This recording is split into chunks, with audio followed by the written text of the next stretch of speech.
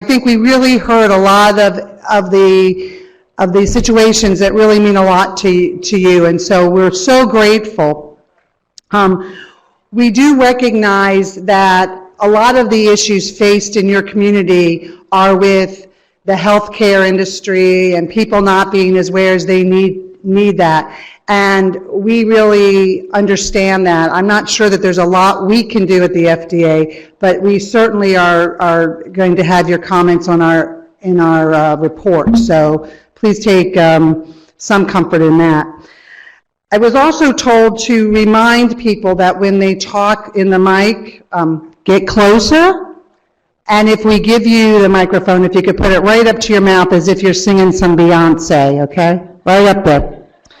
That's so people on the web can hear. And also, because this is being recorded and transcribed, it's really important for us that you state your name each and every time. So if I go to you 6 times, I need you to say your name each time, 6 times. And I'd like to remind the FDA panel that I need that from you as well.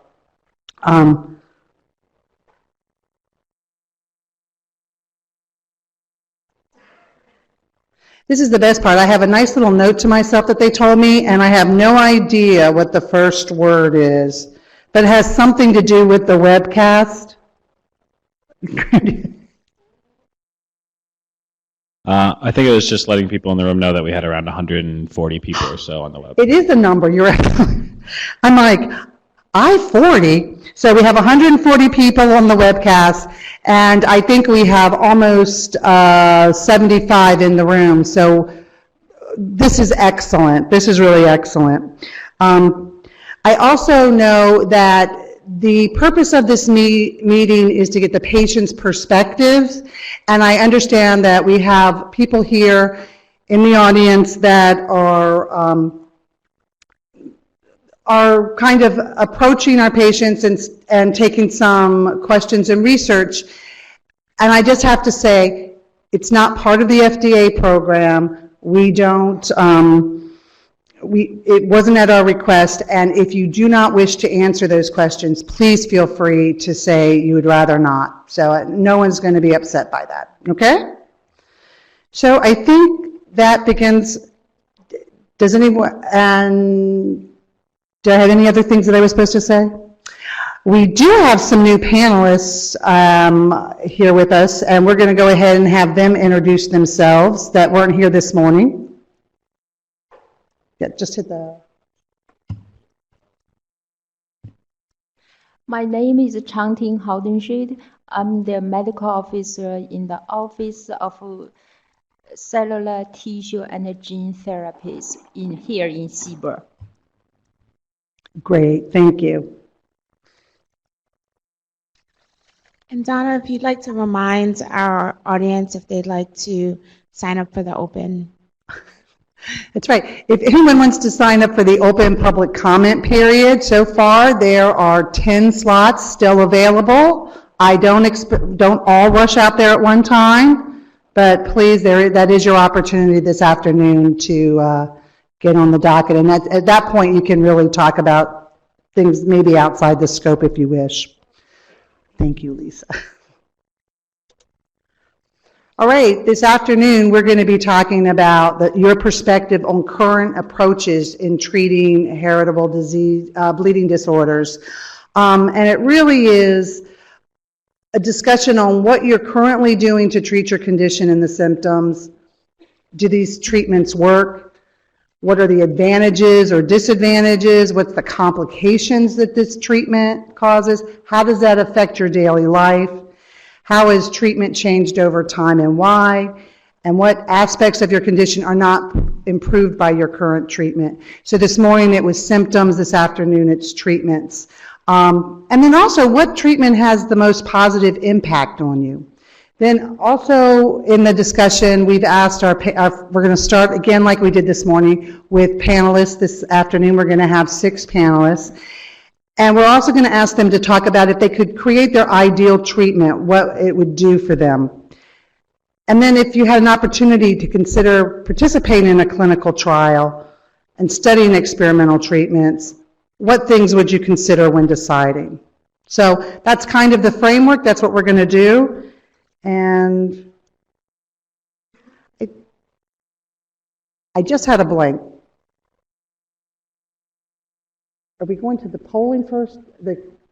No. Okay, what I would like to do, and I did so sloppily, and I apologize, if I could ask the panel members to come on down.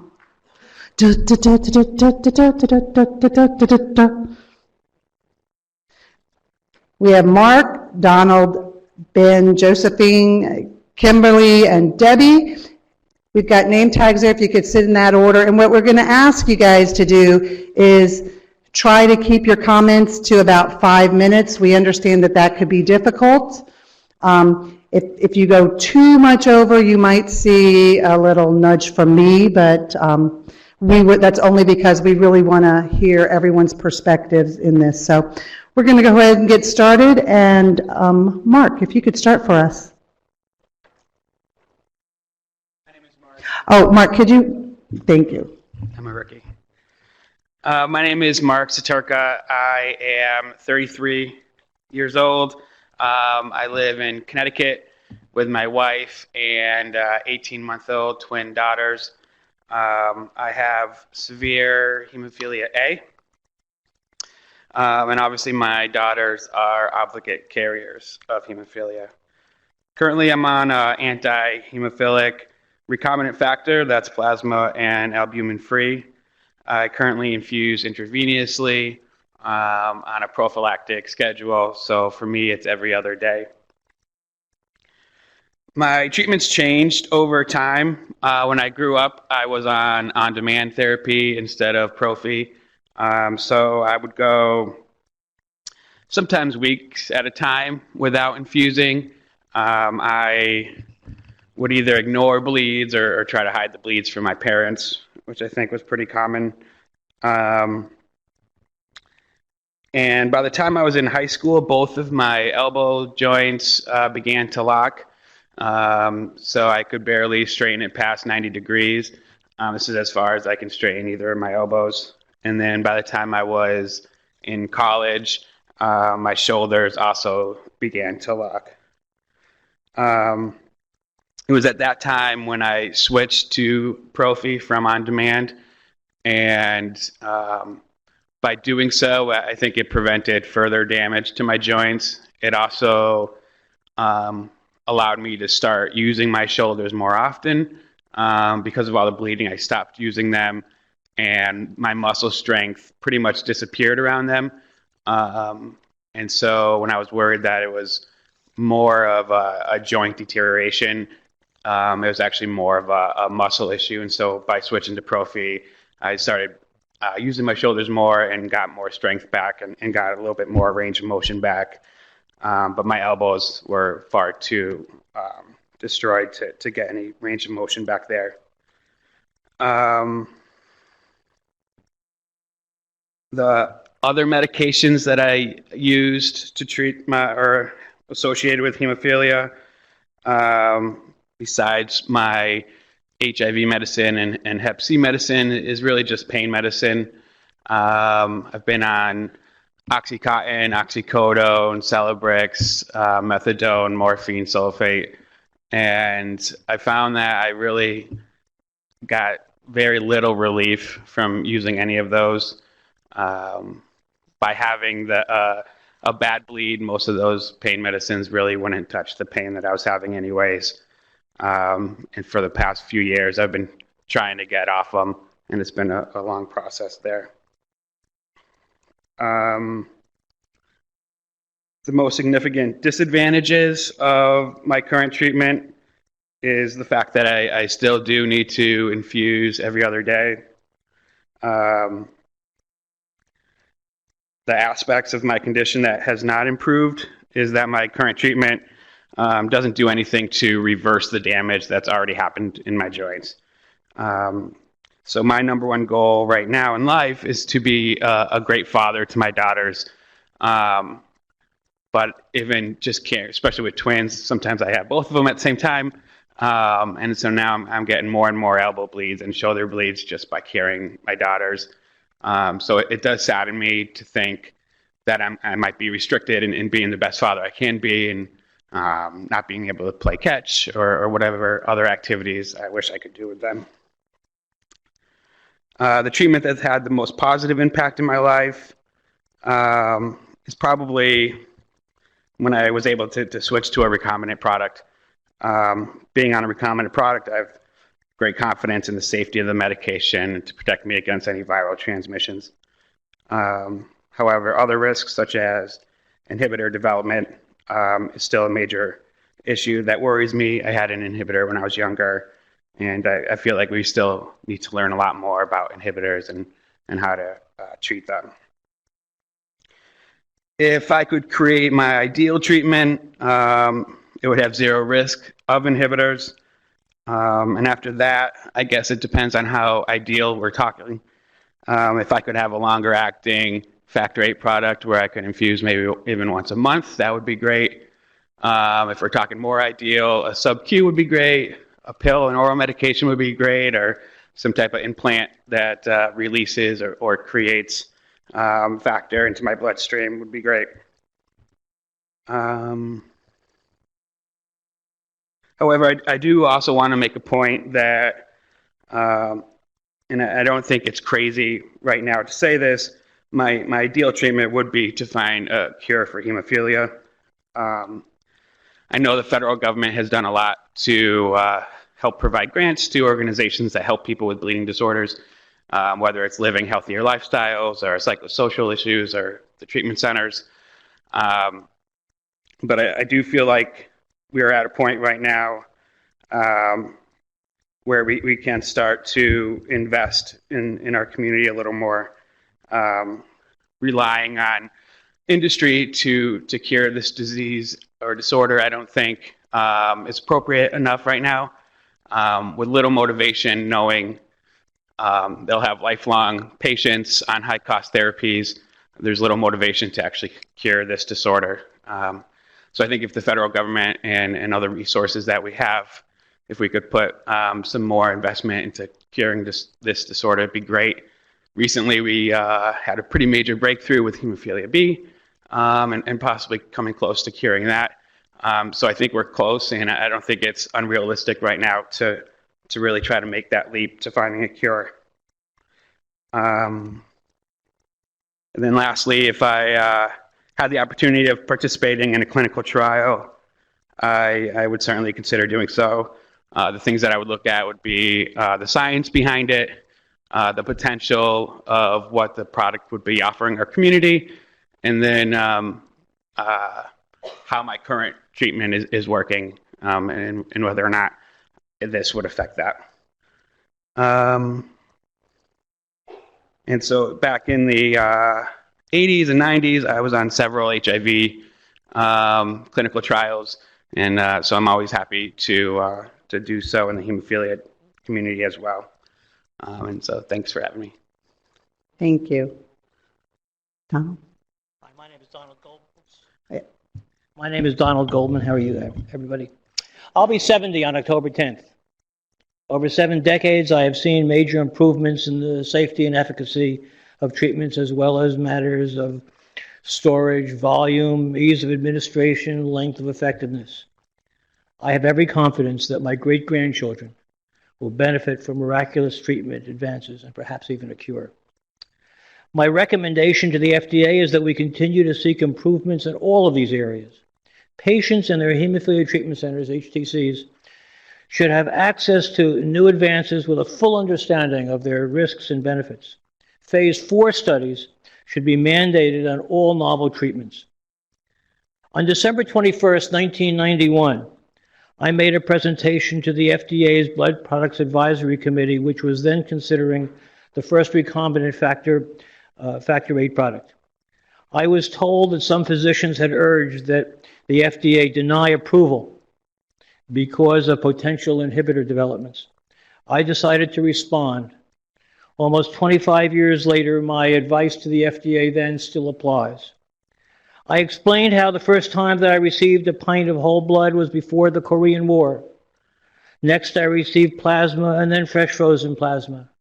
and each transfusion carried the risk of strange sensations, stinging, unpleasant tastes, severe hives, and the risk of hepatitis. When I wanted to try for Little League, I had to choose between the risk of injury and the risk of feeling different from my peers. When I started using cryo, 10 bags or more at a time, sometimes the units were tinged green, almost fluorescent, a result I was told of the donor taking birth control pills. When we drove to Montreal on a vacation, we had to map out an itinerary that included places to buy dry ice so we could keep the cryo frozen on the way.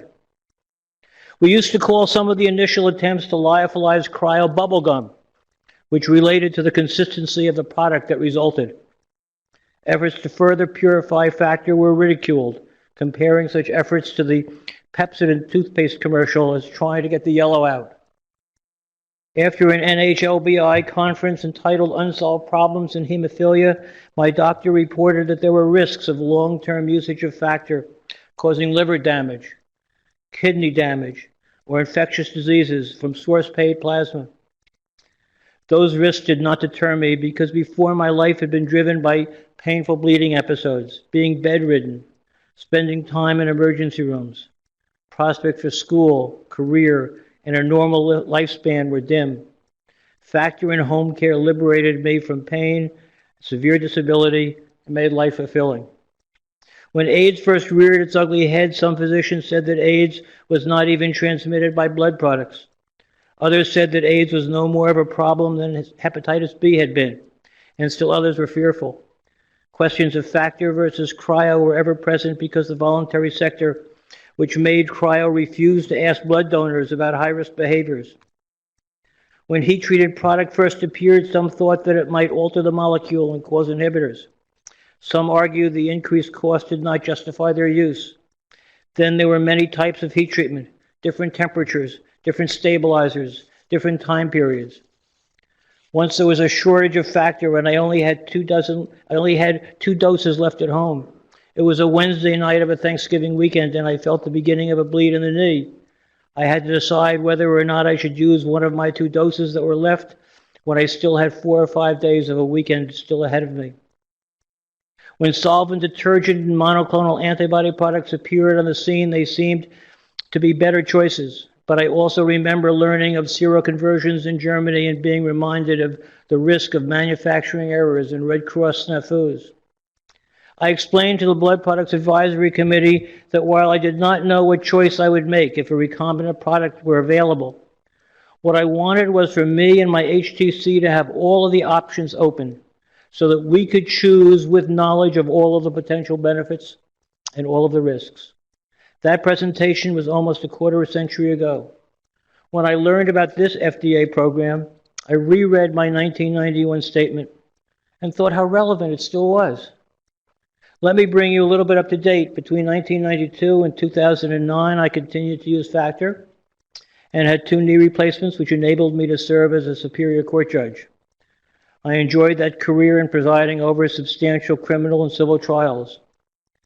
I now mediate part-time and spend time with my wife and 4 grandchildren and travel when possible. I'm still on home care and use recombinant factor.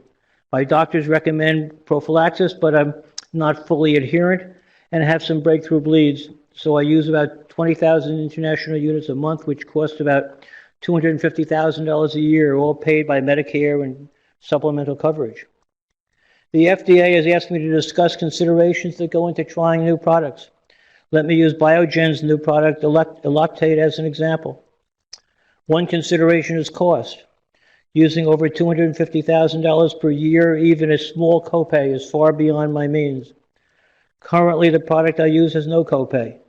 Using factor every 4 days instead of 3 times a week means less wear and tear on my old faithful vein that I won't even let any of the nurses touch. On the other hand, if I develop Parkinson's disease, finding a vein might be more difficult. In addition, longer-lasting product is important when traveling on many fronts, maintaining factor levels, storage, emergencies, to name a few. Next February, I'm traveling for 16 days, and every other day I need to bring 8 doses plus 4 more for emergencies, or a total of 12. I only need to bring 8 doses of longer-lasting product, a quantity much more convenient for traveling. Fitting lots of factor and other medications into little carry-on bags is a challenge, and a dosing schedule of once every 4 days would also help overcome the problem of adherence. On the other hand, I usually follow the adage that if current treatment is doing fine, don't change. Assuming the availability of insurance coverage and my age, I'll probably switch soon. But I'm not sure I would urge the same to a young child facing a lifetime of treatment. And other companies will soon have new longer-lasting products which use pegylation rather than fusion technology.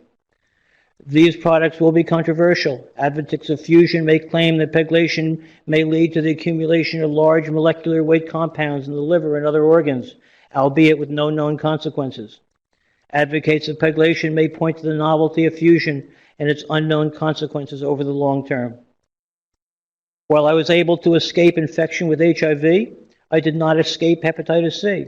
In 2010, a course of interferon and ribavirin left me with no benefit at all. My viral load actually increased during treatment. I developed cirrhosis, had no energy or stamina, and entered a transplant list. Then early this year, new drugs became available. My hepatologist suggested an off-label combination therapy, which insurers rarely cover, particularly for expensive drug combination costing $2,000 a day. But they agreed to cover it, and within 10 days, my viral load was undetectable. No other side effects appeared, and it's remained undetectable. When relapses were reported in persons with cirrhosis who had been no responders previously, my doctor wanted to continue treatment for another 12 weeks. I'm not sure what I would have done if the insurers had denied the additional $150,000 in cost, but they approved it, so no hard choice was presented. Thus, as you can see, cost is an important aspect of the balance between choices and risks. Having an effective treatment is of no importance if it's not affordable. In my travels to Latin America, I met a young man who could hardly walk and desperately needed a knee replacement, but couldn't afford the factor needed to cover surgery. What is important is very individual. For the child with difficult veins and a history of infections in ports, a better way of administration is key. For someone with an inhibitor, a new treatment for inhibitors is key. For those with already damaged joints, new arthroplasty components are needed. For those who cannot afford factor, particularly in less developed countries, biosimilars offer the hope of competitive pressure to make it more affordable. For me, with grandchildren who are carriers, an absolute cure is required. And so I conclude with the message that there will always be choices and risks in treating a complex chronic medical condition. The decision as to which choices to make and which risks to take are highly individualized and require careful consideration by collaborative discussions between patients, their families, and HTCs. While long-lasting factor has the potential to make adherence and effective prophylaxis attainable from birth, treatment advances do not stop with fresh frozen plasma, cryoprecipitate, lyophilization, heat treatment, solvent detergents, recombinant product, fusion, or pegylation. And it must not stop now, because even incremental improvements offer important options for persons with hemophilia today and for generations to come. There is no single answer. There is no one choice. There is no uniform risk. The job of the FDA, I submit, is to maximize those choices and make sure that patients at HTCs are well informed so they can choose their risks. Thank you very much. Thank you. Ben? I have to follow that? Oh, come on. And what makes it worse is I'm a professor, so I'm just going to talk forever. So you definitely just have to throw something at me. I'm Ben Schuldner, Hemophilia B. Again, as I said earlier, really, really happy to be here and really honored that, you know, my tax dollars are actually doing something that seems relatively important. So, you know, thank you for this and putting together this panel. You know, there's not much more to say in terms of the history. You know, I think everybody in this room, many people know everything from the kind of fresh frozen plasma and the whole blood, the cryo, to all these things. And so just to kind of parse out what I think are probably the three biggest ones in my lifetime. The first one, as was said before by a great man previously, was, you know, home infusion, that idea of control, right? Instead of having to go to a hospital, you could actually do the medicine at home. The power that gave to families, the idea of controlling your own destiny. It was such an important thing. And, look, I'm lucky. I lived in New York. The closest hospital, I could see from my window. Imagine if you lived, in Montana or in, South Dakota. The closest hospital might be 14, 15, 20 hours away.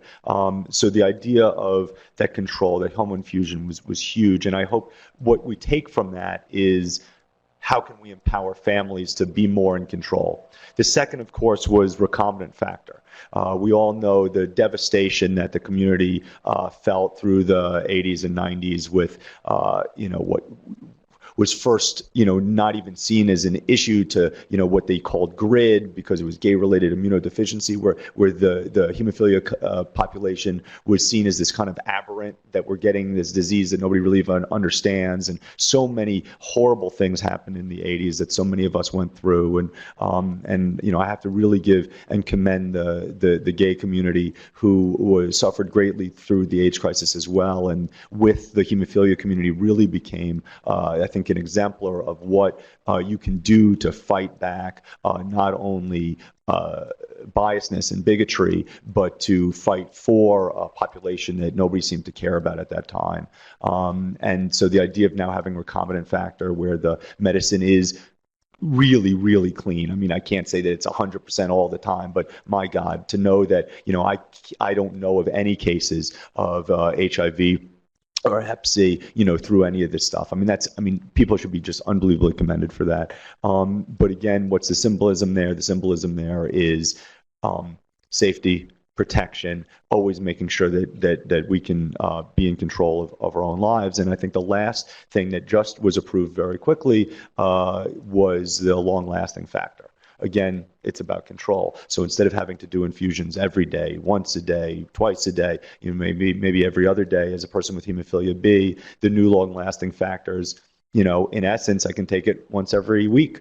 Depending on the dosage, once every 10 days. That is tremendous. The ability to, again, be in control of my own self. I'm a terrible patient. Some of you in this room know that. I rarely listen to my doctors in terms of taking my medicine when I'm supposed to. I'm just bad like that. I can actually do once a week. I mean, my God. And to now not have to suffer the kind of slings and arrows of the problems in my joints as much as I used to, it's really been tremendous. And so those three things, and you can see the history of what that meant, right? The family's in control, the family's feeling safe, and now the individual saying, I can really control this disease.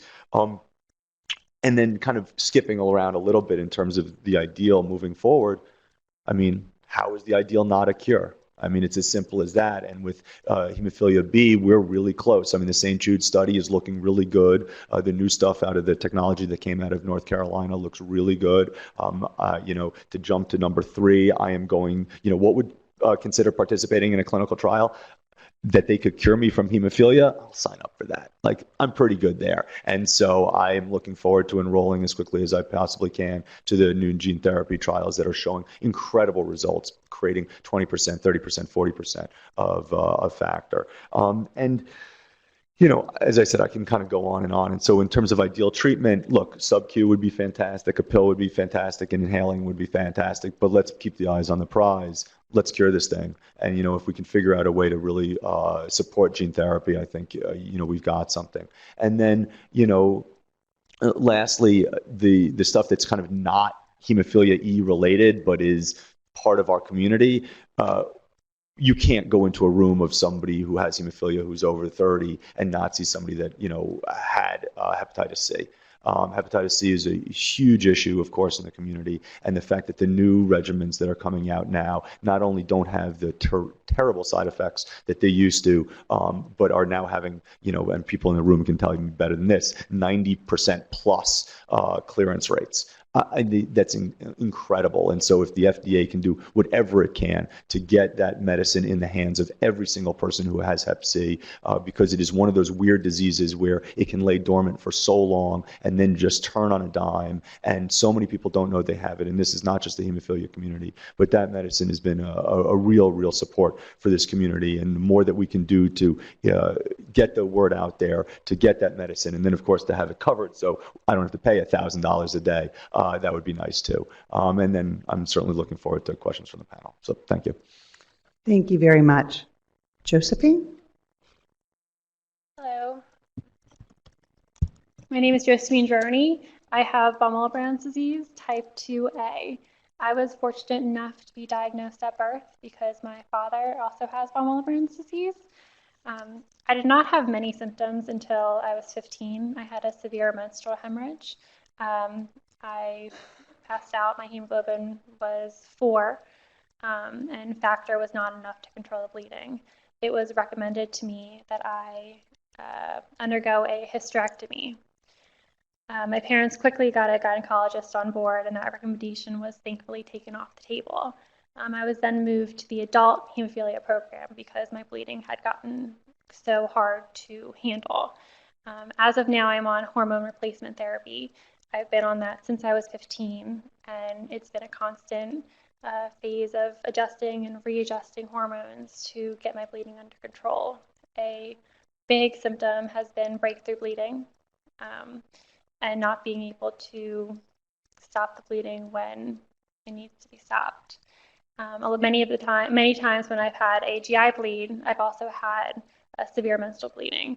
So I've had to have factor, but also have needed even more hormones to stop that bleeding. So many of the therapies that I use have to be used in combination. I can't just use one therapy or else it won't work. I can't just use Hemap. I can't just use Amicar. I can't just use hormone therapy. They have to be used together or else my bleeding won't be under control. I'm very fortunate to be treated at a hemophilia treatment center with a team of my hematologist, gynecologist, and GI doctor who are all very knowledgeable of my bleeding disorder and my history, which I think is so important. I do wish that there was more targeted therapy toward women with bleeding disorders. I don't think that women respond quite the same as many other people who may be using the same type of therapies. And I think that there needs to be more both research and trials in terms of only women who are having issues with bleeding disorders, not just with von Willebrand's disease, but with any type of bleeding issue. The menorrhagia has improved, but the side effects of the hormone therapy is less than desirable. Every time I go to the doctor, I ask, can I please be taken off this? Every time the answer is no. And I understand why, but I would really love if there was something or some way I could find a therapy that did not have the side effects of the high doses of estrogen and progesterone that I experience. It does concern me for the future in terms of fertility issues, in terms of menopause early. That has been a concern for me and my doctors. But at this point, we find that the benefits of hormone therapy is greater than any of the risks. Another risk for me has been blood clots. When I am infusing with factor and I have all these estrogen pills that I'm taking, it's been a great concern that I may develop a blood clot. But again, you have to weigh the risks and benefits, and it's always been said that the benefits for me are more than the risks. I do also find that there needs to be longer acting infusion agents. As I said, factor doesn't work well for me by itself. If it does work, it only works for a short period of time. I had to get a PICC line and a port because I was infusing Q8 or Q12 with Hemap, and my veins were no longer accessible.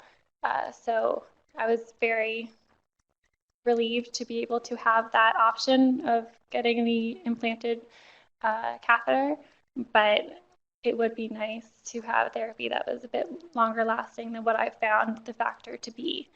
I would, of course, consider any opportunity to participate in a clinical trial, but of course it would have to, I would have to consider my current health status, the benefits of the trial, and what you're trying to get out of the trial. Again, I would really love to see more therapies and more research into women with bleeding disorders, and how not every woman and not every person with bleeding disorder responds the same way. And sometimes they need treatments that you may not know of yet, but hopefully you will. Thank you so much. And now let's move to Kimberly. Good afternoon, everyone. My name is Kimberly Haukstead, and I am a person with a factor V deficiency. I know, a little weird. And the mother of a son, Benny, who has severe hemophilia B and a mild factor V deficiency. And I thank you for the opportunity to speak today. We have no known family history of bleeding disorders in our family. I actually was undiagnosed until after my son was born in 2002. When I experienced some significant bleeding during and after his birth, very similar to the other stories that you've heard today, Sanja, et cetera.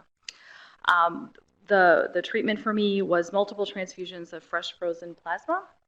And for me, FFP is really only used as a treatment in case of trauma or surgery, and it's administered via an IV in a hospital setting. Some limited. There is no day-to-day treatment available for factor V. However, having a diagnosis has provided a huge explanation for years of prolonged excessive menstrual bleeding, for all of the bruises and the hematomas, and of unknown origin. So I luckily do not experience joint bleeding. It is a different story for my son, however. His hemophilia is severe, and his treatment is much more invasive and regular, very similar to so many others throughout the country with severe hemophilia. As an infant, he had teeny tiny baby veins, and after several bleeding episodes as an infant, we had a portacath or a port implanted in my son at 18 months. The port remained until age 8. Prior to the port, he spent hours and days in the emergency room receiving treatment, venipuncture in the arms, hands, feet, his heel, his head, you name it. His veins were so hard to access, we would often find it required 6 to 8 attempts before a needle successfully accessed a vein. He would scream until he passed out with fear and exhaustion. A port enabled us to access him so much more easily and to access him at home instead of the emergency room. Truly was a change for us. We transitioned him then to regular prophylaxis treatment of recombinant factor concentrate several times a week. He does have hemophilia B, so we fluctuate between 2 and 3 times a week, depending on schedule. Those traumatic infusions in his first 18 months to stop bleeds did have a significant impact on my child. Evaluations by 2 neuropsychologists have confirmed diagnosis of both anxiety and ADHD. And the physicians feel very strongly that the trauma of those early difficult infusions with those 6 to 8 pokes at a time really did contribute to the development of those mental health conditions. There have been no significant changes or advancements in treatment for my son since his birth. He has taken the same product since birth, and several new products have become available, but while they may enable him to receive a few less infusions per month, as a family, we really have not viewed them as significantly different when weighed against the potential risk of making a change, possibly developing an adverse reaction like an allergy or even an inhibitor, when his current treatment basically delivers the same expected outcomes. My son does experience breakthrough bleeding despite his prophylaxis schedule. In particular, we notice breakthrough bleeding during his growth spurts. When treated, factor concentrate does work to slow down a bleed, but almost always a week or more of daily or every other day infusions of factor is required to resolve a bleed in a joint or a muscle. For his more significant bleeding episodes, such as the iliopsoas muscle, he has been hospitalized and needed complete bed rest, followed by 6 weeks of extremely restricted movement, which is an interesting challenge in a young child. During these incidents, factor is administered multiple times a day and then once a day for several weeks, along with oral pain medication. My son has nosebleeds daily or multiple times per day, particularly in the spring and fall. These bleeds are not debilitating, but they are certainly disruptive. Cauterizing his nose has been discussed numerous times, but it was determined not likely to be successful for him, so we have not done so. We only use factor to control a nosebleed when it lasts more than an hour. We incorporate infusions into our home life, and while a needle stick in a vein is not likely to be on anyone's preferred list of things to do, preparation and delivery of his factor concentrate treatment is fairly simple and takes us 10 or 15 minutes to administer each time. Like so many families, we absolutely find the length of time factor concentrate lasts in his body has a significant impact in how we manage our daily life. Our factor schedule guides family and school activities. We schedule physical activities during the mild zone when his factor levels are higher or at their highest, and we schedule less rigorous activities when he is in his low zones, which we deem less risky for bleeds. Looking ahead to what we specifically see as an ideal treatment is crystal clear, and it marries what everyone else has said. The ideal is a cure. Barring that, or perhaps in the path to this cure, we look for a demonstrated safe product that would consistently maintain his factor levels in the normal or mild range for a month or more, maybe between treatments. Would be nice. Much of the current conversation and treatment revolves around achieving this factor level of 1 to 5%. We talk about that as if it's this ideal. It is not ideal for us. He still bleeds at that level. Eliminating the need for venipuncture with a sub-Q injection or an oral medication route. We've heard that before. Carlitha mentioned it earlier. Her son was interested. My son would be interested. Very, very appealing. But regardless of the treatment method, ensuring it's safe in both the short and the long term is paramount. As an active person in the bleeding disorders community, a patient and a mom, I thank you for having this meeting today. And I just request that you keep asking us about our lives, our treatments, and about a better treatment for the future. Thank you for listening, and thanks in advance for acting on what you hear. Thank you so much. Debbie? Okay. My name is Debbie Porter. I live in Southern California, and I have been part of the bleeding disorder community for over 50 years. My father had severe hemophilia A, and he passed away from complications from HIV/AIDS in 1986. I have a 20-year-old son who also has hemophilia. My son Matthew wanted to be here today, but he's just beginning his 3rd year of college. He wanted to share with you what his life has been like with hemophilia. He has had hundreds of bleeds and has spent a lot of time in the hospital. He has missed months from school and has received thousands of infusions of clotting factor and other medications, which are costing millions of dollars a year. He has endured numerous surgeries and years of physical therapy. He wants you to know that his biggest worry is that someday he may have a bleed that he wouldn't recover from. If Matt were here, you would see that he doesn't walk, and you might notice that he can't straighten his legs or use his arms that well. You would see the scars on his feet and knees and a new scar on his elbow. There are scars that you wouldn't see. He has suffered a lot of pain. My son is not your typical 20-year-old with hemophilia. At 6 months of age, he developed an inhibitor. An inhibitor is an immune reaction to clotting factor. Antibodies inactivate the factor before it can work. We knew Matt would have hemophilia even before he was born, and we consulted many hematologists about the safety of clotting factor treatment. We were not warned about inhibitors. It was a big surprise, and it has affected his life and our family more than anything. I'm grateful to have this opportunity to come here today to share my perspectives on the current treatments. There were 2 treatment decisions that we needed to address after the inhibitor developed. How do we treat or get rid of the inhibitor, and how could we treat bleeds? The answer to the first question was immune tolerance therapy, or ITT. This is an attempt to overcome the antibodies to induce tolerance to clotting factor. ITT involved infusing large amounts of clotting factor daily. Matthew underwent 4 different attempts at immune tolerance over a 13-year period. None were successful. We have also tried various immune suppression agents. He has received prednisone, Cytoxan, rituximab, and Celsect. None of these have been very successful either. The second treatment challenge we had was treating bleeds.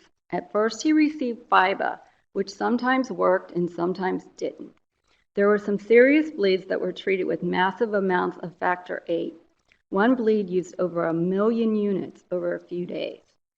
He had a life-threatening bleed that was treated with a porcine factor called Hi8C, which worked until he developed an inhibitor to that as well. In 1998, he began to receive Novo7. This is a recombinant factor 7A. We placed a lot of hope on Novo7, but have had inconsistent results. By the time Matt was only 4 years old, all the bleeding began to take a toll on his joints. He developed synovitis. He had 4 radiosynovectomies, but continued to bleed almost constantly. By 8 years old, both of his legs were in braces and then in casts. When he was 10 years old, he had open synovectomies. These were surgical procedures that removed the synovium completely. Except for the severe pain he experienced, this was somewhat of a success. The bleeding in his knees was finally stopped. However, the damage was so great by this point that he has been confined to a wheelchair ever since.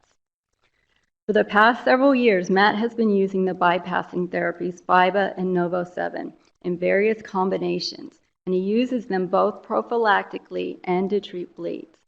He receives an infusion of at least one of these every single day.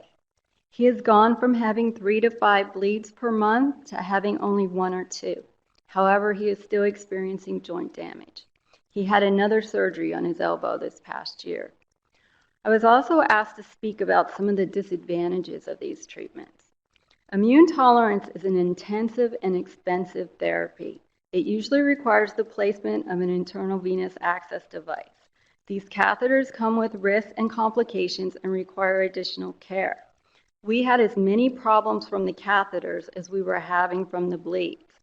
ITT was very demanding. We basically scheduled our life around giving infusions.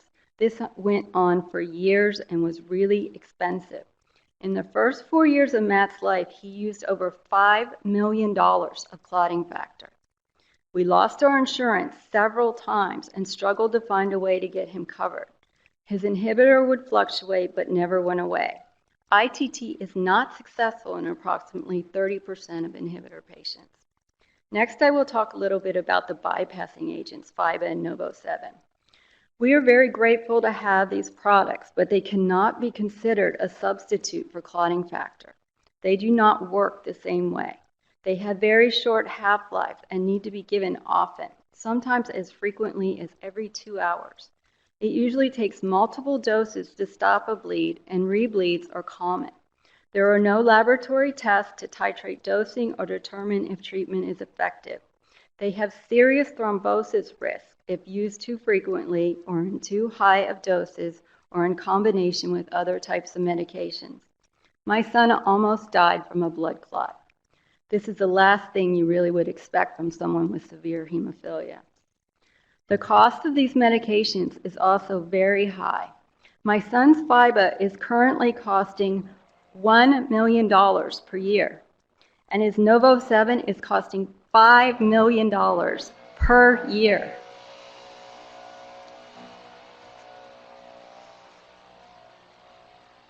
His lifetime cost to date for medications alone,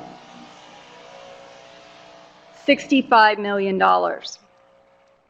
These costs seem almost unbelievable and may be unsustainable. We anticipate Matt's cost to continue in the $6 million per year range unless something can be done to overcome his inhibitor or treat his bleeds more effectively. I wanted to come here today and tell you about inhibitors because they are a serious problem. They are affecting many people, and the costs associated with treatment are enormous. The World Federation of Hemophilia has identified inhibitor development as the #1 safety issue associated with hemophilia treatment, even over pathogen transmission. Studies of people with hemophilia have revealed that the morbidity and mortality of those with inhibitors are greater and the quality of life is less. When we are contemplating new treatments, I hope we address inhibitors. You have heard several stories here today from parents with children with an inhibitor. These are difficult stories to tell and hopefully for you to hear. We need better products and not just different versions of the same treatments. We need more effective ways to induce tolerance. ITT in the current form is not the answer. We need stronger warnings and more detailed product labeling to make informed treatment decisions. We also need much better surveillance. Currently, we don't really know how many people get inhibitors or if some products might have higher risks. A recent study in Europe revealed The inhibitor rate in previously untreated severe hemophilia A patients is 32%. Think about it. 1 out of every 3 patients. Is this acceptable? The risk in some patients seems to be even higher, but we are doing very little to try to modify treatment to prevent inhibitors. The FDA held a workshop on inhibitors in 2003. The EMA held a similar meeting in 2006. Many additional studies have been called for that will take years to complete.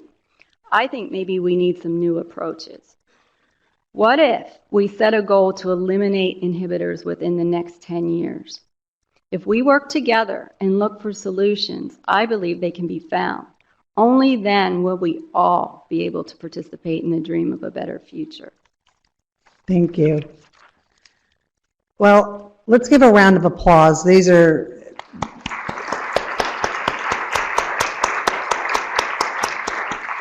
Thank you guys for your stories. We do have someone on the phone. Operator, is Linda on the phone? Yes, her line is open. Linda? Hi, I'm Linda Wright, and I was born in 1949, which makes me 65 years old, with congenital anemia. I was diagnosed at the age of 2, in part because being a woman, no one considered that I might have a bleeding disorder, and in part because, as I heard today, there are only 200 of us. And so back in 1950, it was very rare that any of these cases had been actually diagnosed. I began using fibrinogen concentrate almost immediately after I was diagnosed. It was readily available in maternity wards at that time, and I used that product very cautiously. My hematologist at the time, who was Dr. William Damachek, advised very early on that blood products were not safe, were to only be used in life-threatening experiences.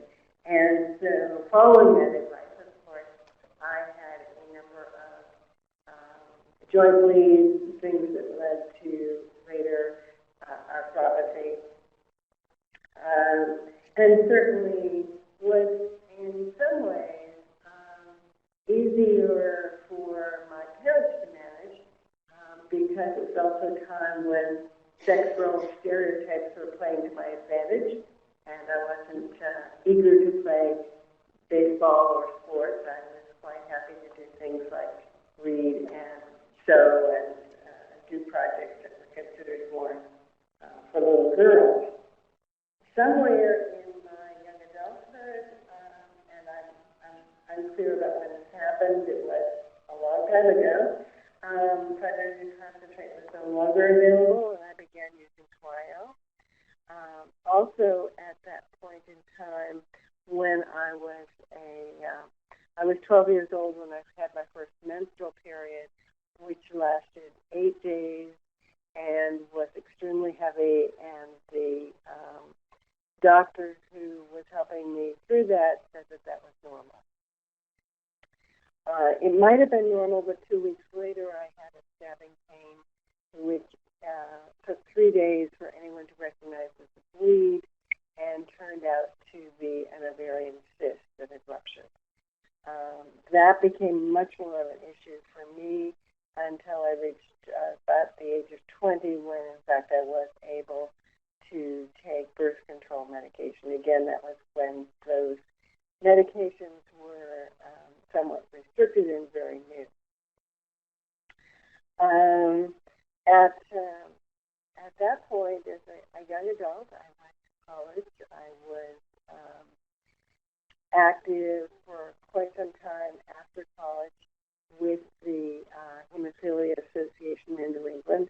I was president of the New England Hemophilia Association, again, because there were only 200 people internationally with A500, and I couldn't easily start my own group. So I became involved with the National Hemophilia Foundation. Learned a great deal, and today I've had a real refresher in that. I thought I was going to stay on the call for very long, but I've been intrigued to hear the discussion. And it makes me feel like a part of the community again. The 1980s were a very difficult time, and at that point I was the Region 1 representative on the board for the National Hemophilia Foundation. And as people began to die and the mystery developed, so many of us were absolutely devastated by watching our friends one at a time be struck with HIV. I, on the other hand, was particularly lucky. I had not had a doctor who followed the then very much in vogue motto, which was "In doubt, infuse." And I had taken a job after getting my master's degree. I had taken a new job, and I remember quite clearly tripping on a stair, landing very hard on one of my knees, calling my hematologist and saying, "I need to get infused." And he said, "Not until I find out what's happening, honey."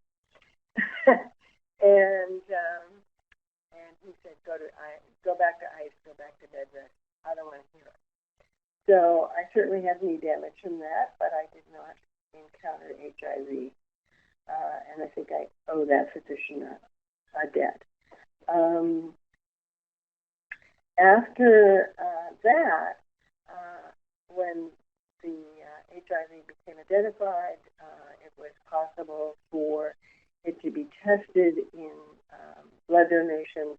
I used FFP for a while, but again, the volume of both cryo and FFP included a lot of things that I did not need. I only needed the fibrinogen. So I was overjoyed when Rheostat became available and have been using that pretty much successfully ever since. So would like to give a shout out to Barry at this point. It seems to be very effective. Certainly the known pathogens have been taken care of, but there is always the issue of the unknown. And that probably is one of my biggest fears.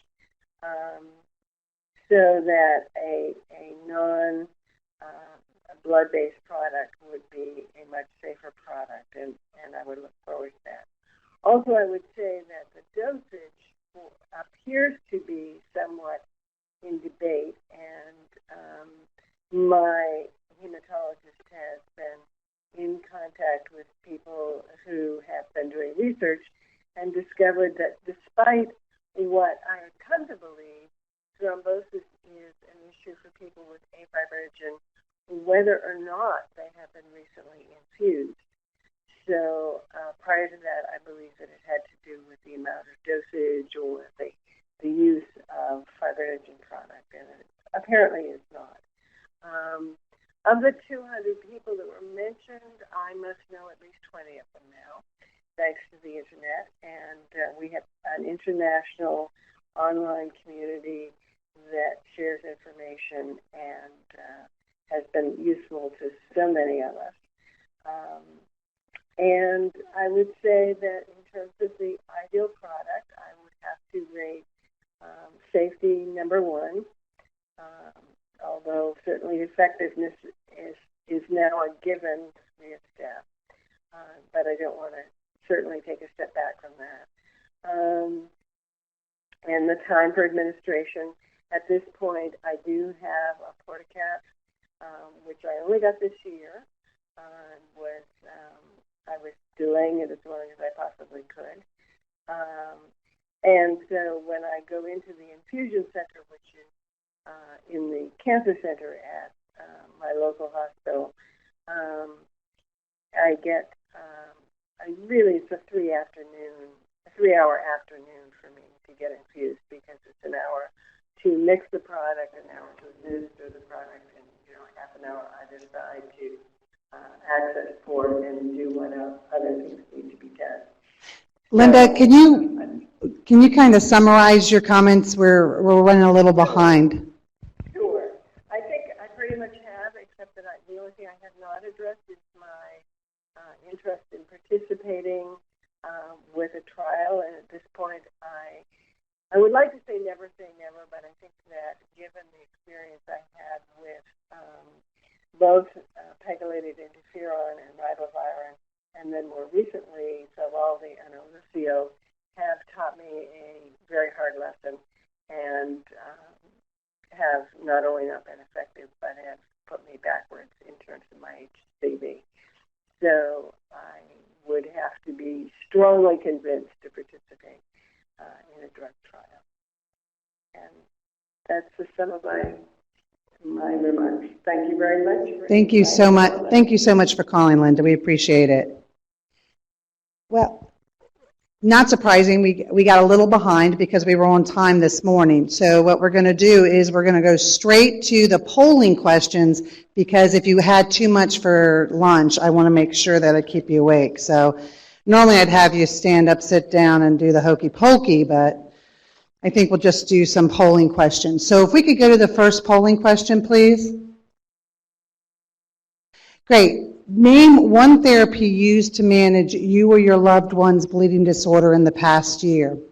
A, factor replacement therapies. B, platelet transfusion. C, DDAVP. D, clot stabilizing medications. E, hormone replacement therapy. And Can I just say it would have been nice if you had a bypassing therapy on there, because I can't vote for any of those. We understand that. Full disclosure, I'm with the training group, and the system we have only allows 5. So it was originally in there, so they were limiting it. So my next question will be, let's talk about others. So we recommend that. If we could see the results of that, please. Oh, well, 96% on factor replacement and 4% hormone. How does that shape up on the web? Very similar? Okay. Very similar. Factor replacement is 95%. Okay. Can we get to the next one? Next point. If you or your loved one were being treated with factor replacement therapy, what is the current regimen?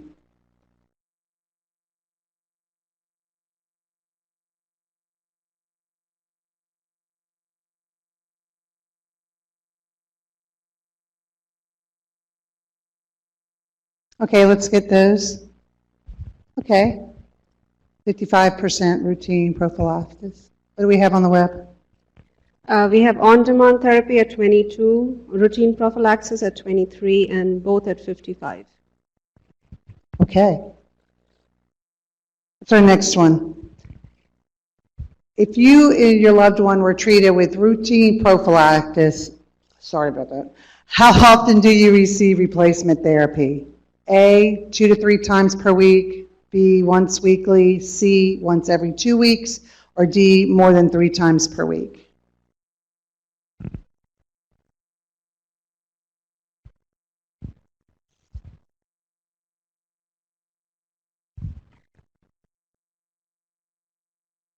Okay, 2 to 3 times per week and more than 3 times per week. What about the web? On the web, very similar. 2 to 3 times a week is at 69%, and more than 3 times is 23%. Okay, thank you. So which one of the following best describes how you or your loved one feel about your current treatment regimen? A, I'm satisfied with my current treatment regimen and do not want to change it. B, I'm satisfied with my current treatment regimen, but I am willing to consider new options. C, I am not satisfied.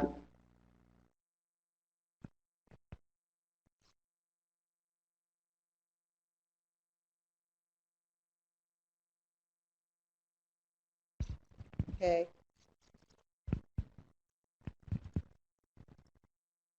Have the majority, it's kind of split between satisfied but willing to consider and not satisfied. What about the web? On the web, the highest is I'm not satisfied at 50%, satisfied but willing to consider new options at 34%. Okay, thank you. Well, let's follow up with those questions a little bit and find out more about your experience with that. For those of you who've recently changed your regimen, can you describe why you did this?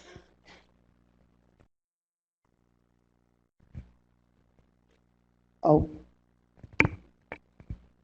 get the mic to you. Don't forget to state your name. I'm Braden Chad. I'm hemophilia A, moderate to severe. I recently changed my regimen because I shifted to one of the longer lasting products, and it has actually been a really positive thing for me because I went from factoring 3 to 4 times a week to now 2. And I believe that answers your question, actually. Very well, too. Thank you. Anybody? Okay. So once again, I'm Randy Curtis, and I have severe A, and I've gone to more of a modified Dutch protocol, and I do a low-dose prophylaxis every 4 days of only 1,000 units. And that's worked for me for the last 10 years, and I don't bleed. Okay, thank you. Thank you. Is there anything on the, anybody on the web? Any comments?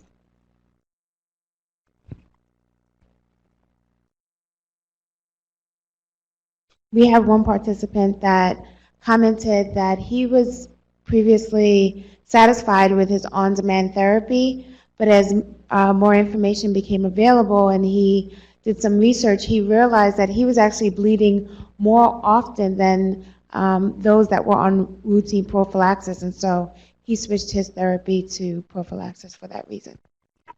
Great, thank you.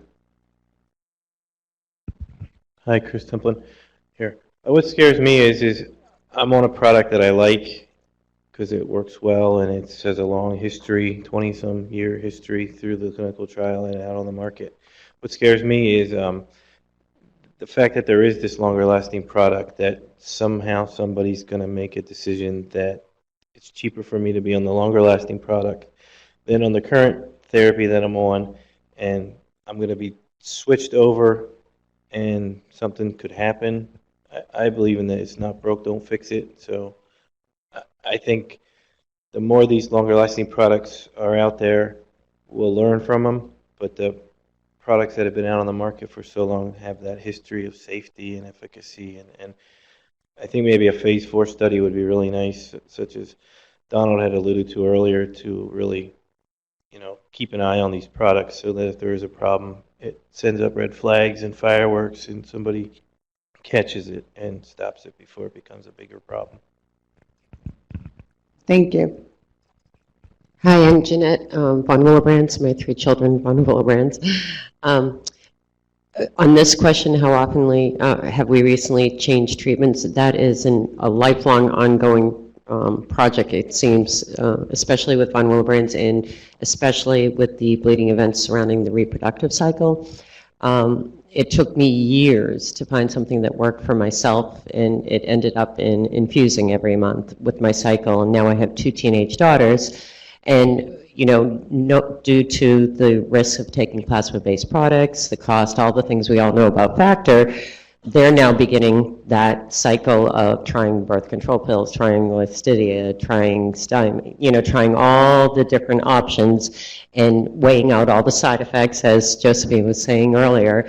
And it's a very long process to go through. So we're constantly changing and finding even that as more information becomes available, as more known about BWD and our experiences, we're not even responsive in a couple of cases to Stymie, which two of the people in my family have been using, thinking it works, wondering why it didn't seem to be working.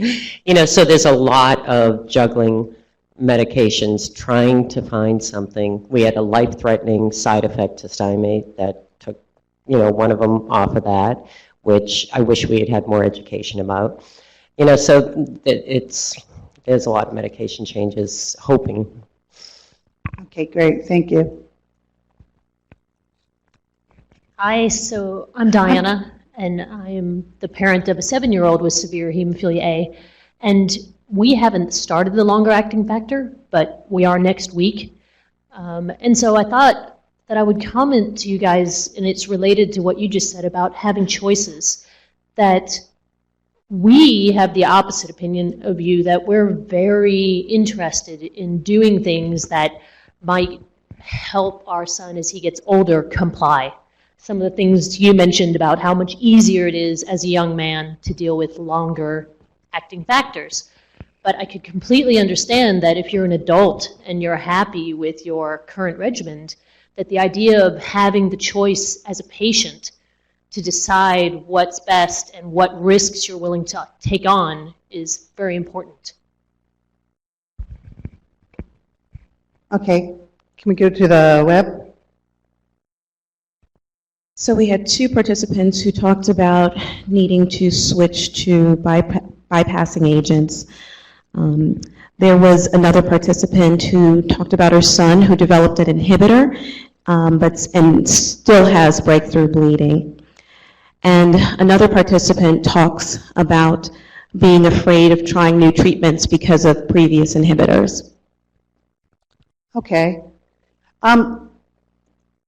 Do we have any patients with rare bleeding disorders like factor 8, factor 10, and factor 13? I think we've just figured out the problem with marketing. Anyone who wants to speak? Okay. Anyone on the web? All right.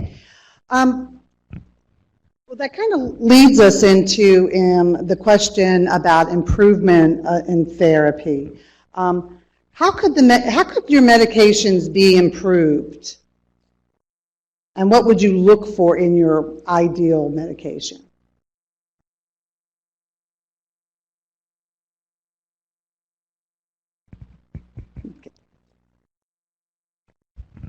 Dan Bond. I have something that's not really a medication improvement, but a labeling improvement that you guys can do. The package inserts talk about dosing, and a lot of physicians take that as gospel. If you could make it a little more vague, so that they understand that these are just recommendations and not cast in stone rules. Sandra Wilkes. I mean, I would say from the inhibitor perspective, with only having 2 products to really choose from, you're kind of damned if you do, damned if you don't, because one is small dose but very frequent infusions. The other is very high volume and over, for us, a very long period of time, because we have found that a slower infusion rate means less side effects. So it's either lots of infusions a day or one really long infusion each day or twice a day. We have a couple people on the phone waiting to speak, so operator, can you open up Alana's line? Yes, Alana, your line is now open. Thank you very much. Thank you for giving me the opportunity to speak. I just want to give a quick background. I am a mother to a young child. My son is 3 years old, and he was diagnosed at birth, but didn't have his first bleed until he was 26 months old. After just 9 infusions of recombinant products, he developed an inhibitor. I wasn't warned. We weren't told that this was a possibility. It was an overnight change. He went from having 1, 2 bleeds to having, over a 4-month period, to having 5 bleeds into the same joint in 1 month. We were told by his hematologist to try the bypassing product Novo 7. It didn't work. He just kept bleeding into that joint. We were fortunate to have a home health nurse come and infuse him, even though the product wasn't working. We switched and Fiba did work for him, but the nurse started rinsing his veins, traumatized, the port was placed rather quickly. Everything just spiraled out of control. I couldn't work any longer. It was a huge financial strain for our family. I still don't know why this occurred. Nobody does. Nobody knows why this inhibitor happened. We were just told, here's your diagnosis, he has the inhibitor, let's try immune tolerance when his levels get to the point where he's able to, under 10, the designated. I'm told that immune tolerance is about 70% effective. In my opinion, that's not successful enough. Why don't we know what causes inhibitors? Why are there no warnings for newer parents? After just 9 infusions, you can hardly process the fact that your child has hemophilia and all of a sudden you have something more serious to deal with.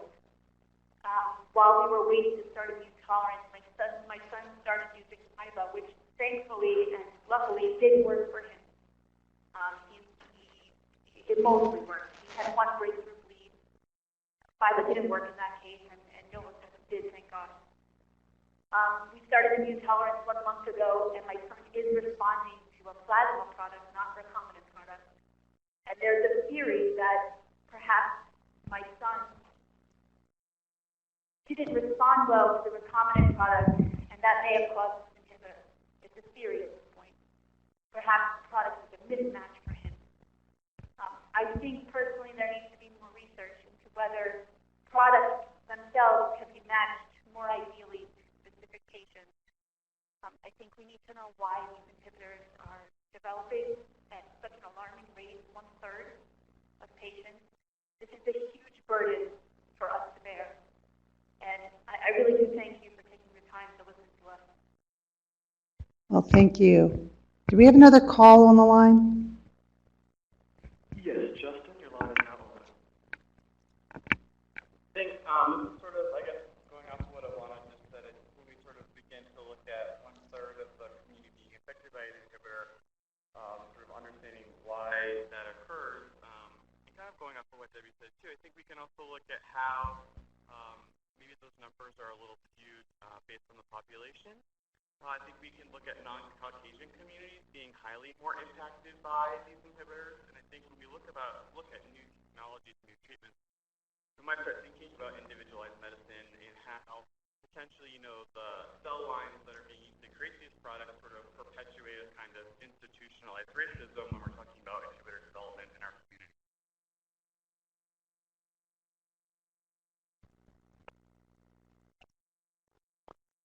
Well, I'm not sure he was done, but I think that he got cut off. But thank you for your comment. We have someone who's been waiting very patiently. Hi, I'm Colin Wick. I'm 19 years old, severe hemophilia A, and yeah, on the topic of like longer acting and wanting that, I'm a college student, and I was one of the first groups of hemophiliacs to exclusively use recombinant products as like my treatment for hemophilia. Luckily, I've never had an inhibitor, but I've never switched drugs. I've been using the same one since I was an infant.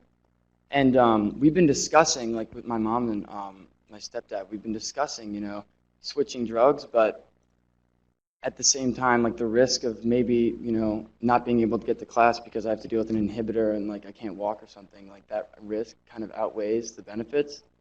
And I'm a little bit like irresponsible in that I do forget how to do my to infuse, like not often, but regularly, and that's probably a thing that's going to be starting to come up for younger hemophiliacs, because we don't know what it's like to long-term not infuse and feel that pain and like the joints and like the swelling and things. We just know that I infuse and it's fine. So if I'm not hurting, then what is the problem? Today's one of the first days I've been able to walk confidently without knowing my knee would be like in pain, because 2 weeks ago I played soccer and had like knee-to-knee contact, and I've been trying to judiciously like work at it, but I feel like a longer acting thing would just take the edge off a little bit, because if I forget to do it one day, then maybe then it's not a big issue. Thank you for that. I can barely remember to take my thyroid medicine. I can't imagine. All right.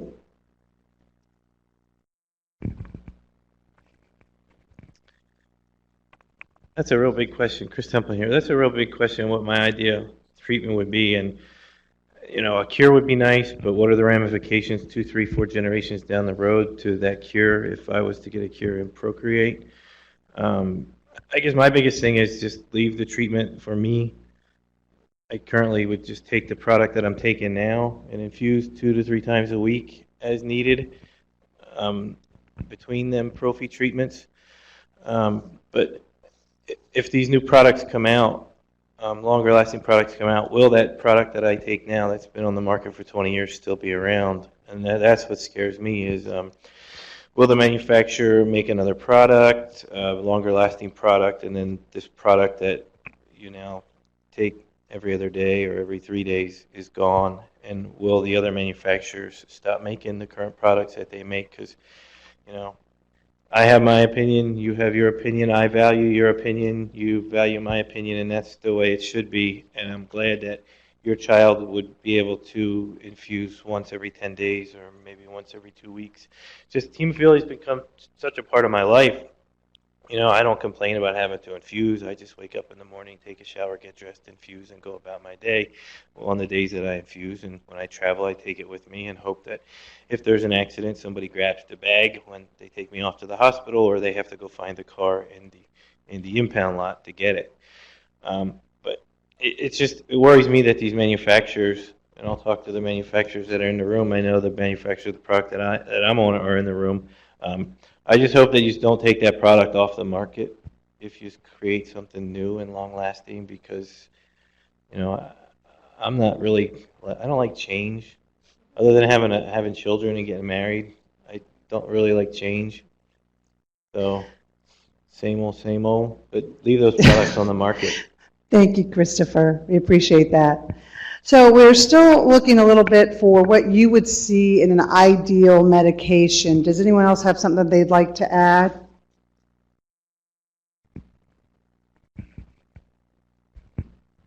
This is Wendy Chad.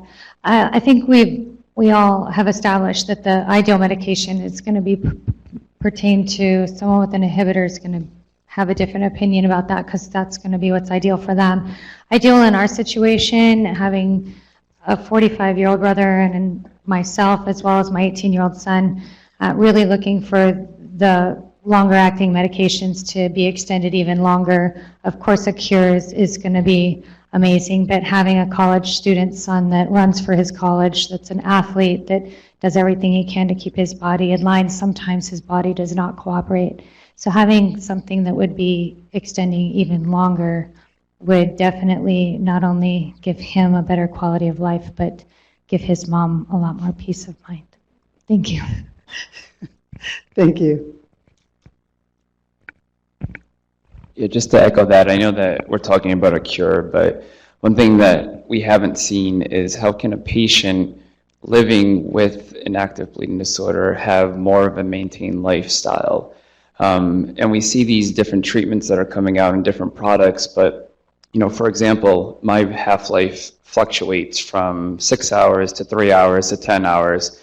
And there's no way of knowing besides going to the Hemophilia Treatment Center, which is time there, time spent for a pre, a post, 12 hours, 24 hours, and coming back. It would be ideal, like a diabetic, to be able to take a sample of blood at home and to see where factor levels are, because I know in my case, if my factor levels are below 10%, I'm probably going to infuse more before I decide to do anything else, because I could think that it may be higher than 10% because of the average. But the reality is most patients with hemophilia are probably having these trough studies once or twice a year, if not less than that. So I think if a patient could be empowered to be able to do this test at home, I think that would be in the best, you know, interest for patients, besides coming out with more products that are pretty much the same thing. Thank you for that. Going slightly forward from this to the successful treatment that we're now seeing for Hep C, thanks to Paul and Mark in particular, who were phenomenal advocates to get hemophiliacs into our own clinical trial. HIV is showing hints of having a cure, probably years down the line, but they're beginning to show the first signs they'll be able to cure it. I think our success, which we will have with the Hep C trials, with hemophiliacs as very knowledgeable and compliant patients, we are an excellent population to test your drugs. So please, when HIV comes along and it comes for clinical trials, get us in early, please. Thank you. Oh, okay, we have a couple more hands. I just wanted to address, I think this might be a revisiting of some of them, but I do think that talking about treatment, we've been pretty product specific, but I think in terms of education, I think sometimes better transparency or access to trial and study results, especially, we could throw in the inhibitors there, but I think sometimes this information is difficult to get. And I think other times it's published in journals and magazines that are either cost prohibitive or not really being disseminated to audience for understanding.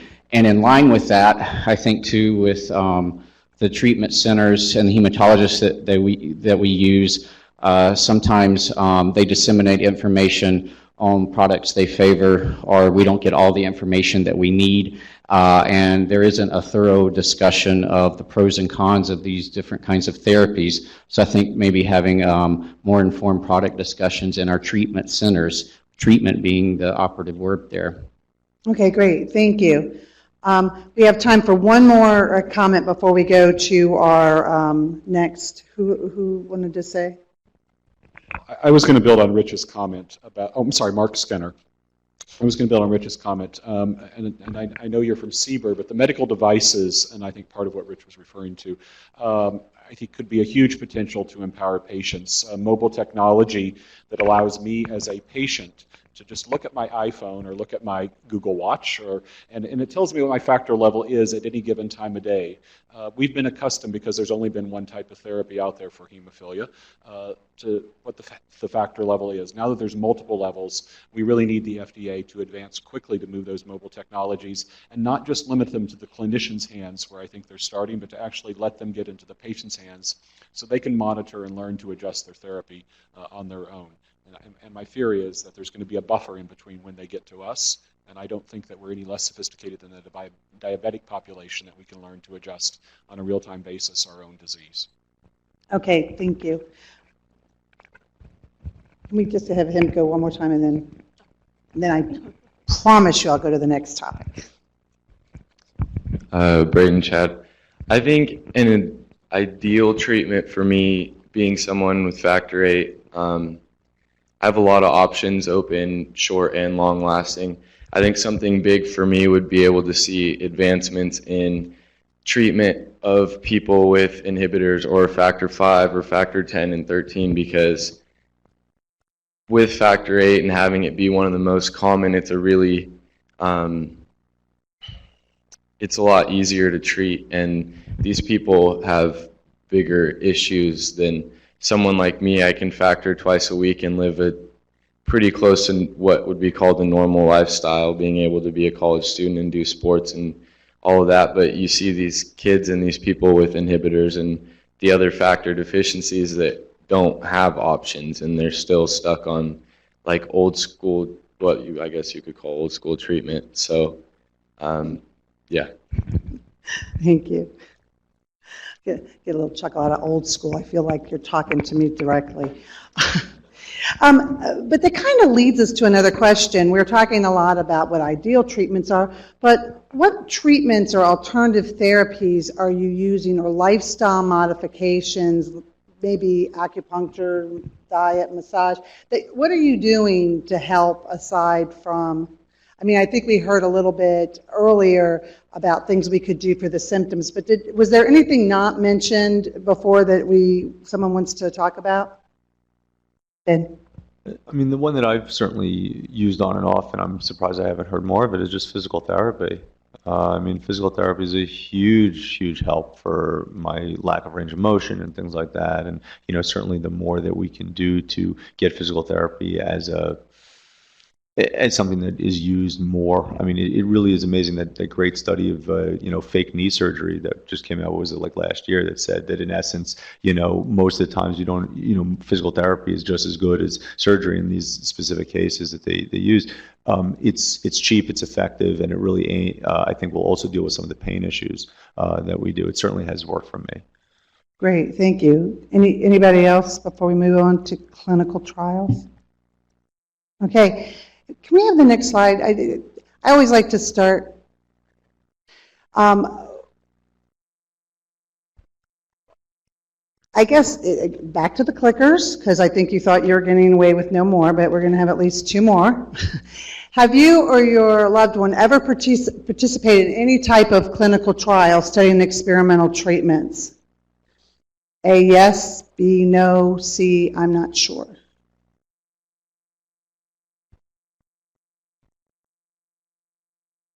Okay, let's see. Okay, 57% have not, but 36% have. What about on the web? How does that? Very similar, 60% no and 27% yes. Okay. Let's go to our next question then. If you or your loved one had the opportunity to participate in a clinical trial to study an experimental treatment, which of the following best explains your thoughts? Yes, it would depend on many factors, but I'm generally willing to consider it. Sign me up. No, I probably would not consider participating. C, maybe I'm not sure whether I would be generally willing to consider participating or not. I just don't have enough information.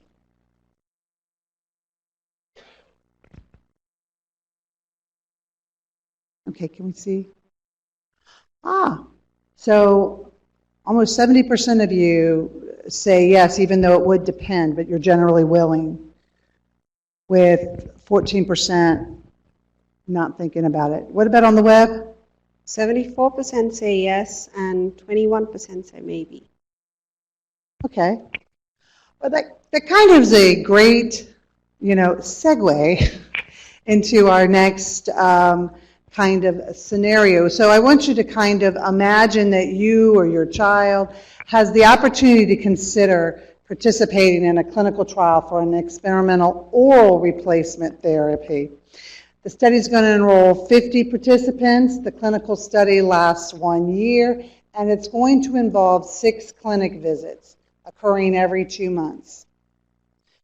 More common side effects may include nausea, diarrhea, fatigue, headache, rash. Rare but more serious side effects may include bleeding, blood clots, and life-threatening allergic reactions.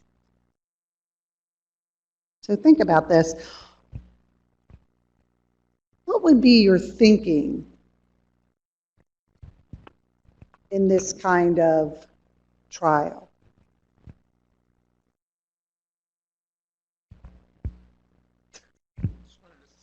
That I don't think there's, Glenn Monis, Director, New York City Hemophilia Chapter.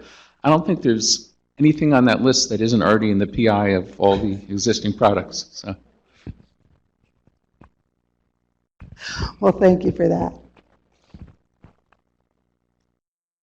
So in the hemophilia community, there's a group of us that the treaters usually refer to as the study boys. That were the more compliant patients of the group and that would always sign up for every trial they had. I was one of those. I just got finished with 48 weeks of interferon and it had all of those. And even my wife and my teenage son were amazed at the package insert for all the drugs, of which the most, may cause death was like the first item on the list. And even my teenage son said, "You got to be kidding me."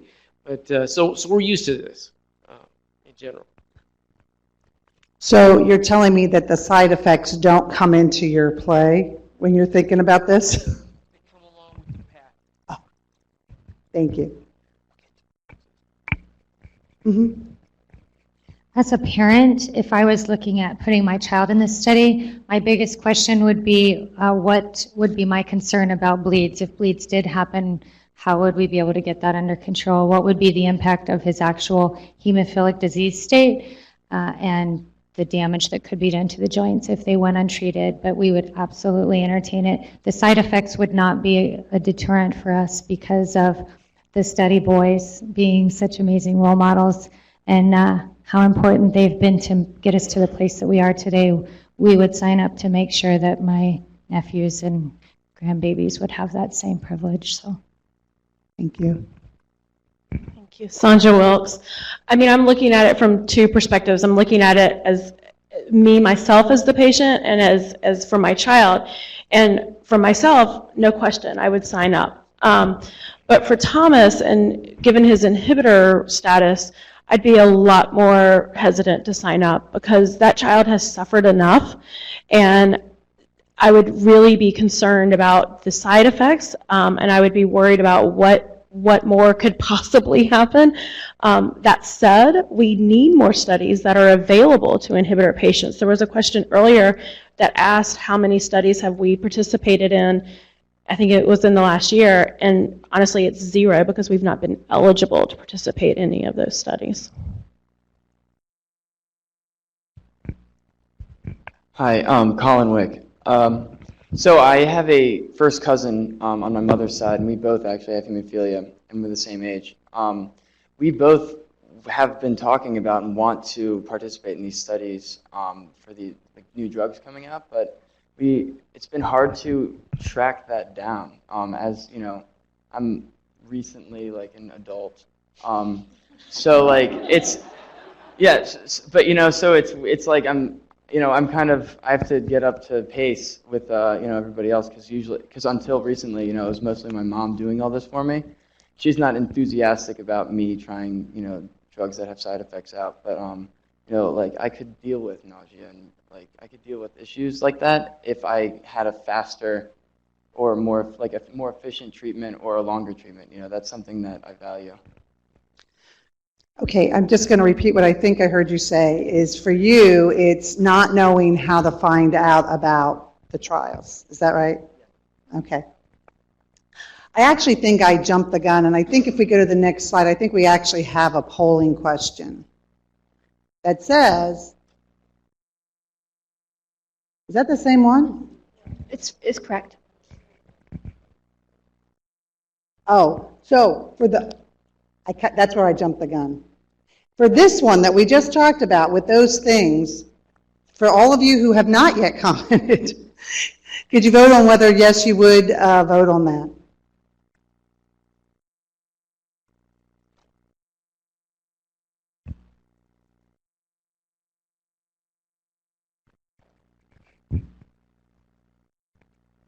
Okay, can we see what we have?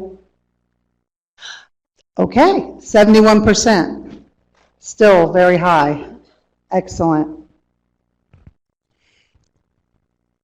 I think there's another polling question after that. Oh, on the web? I thought... Sorry, I think she's motioning to me. I was just saying, if in the future it's ever possible to differentiate some of these questions, it would be really fascinating to see some more granular data in the sense of, is it folks who are over 45 that are saying yes? Is it parents that are saying yes? Because, what you see in this community specifically is you've got, many of us who have done studies ever since we were little kids, to families, to parents. And I know there's only 5 buttons in all, but, it would be nice to see that kind of data.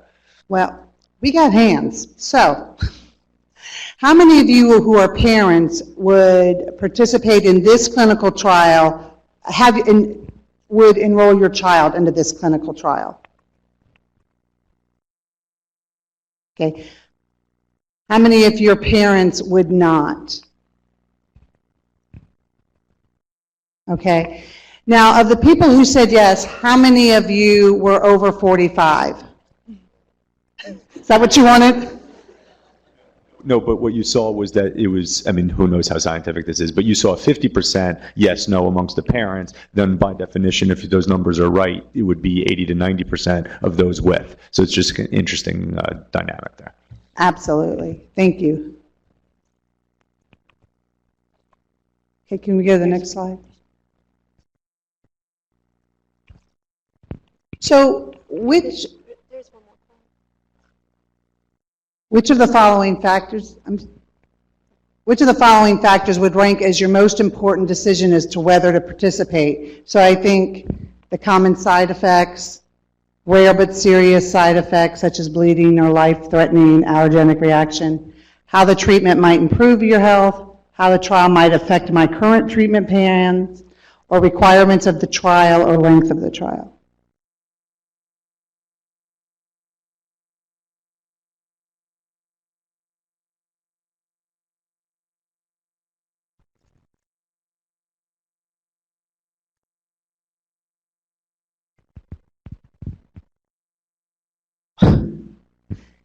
Well, that is a pretty split.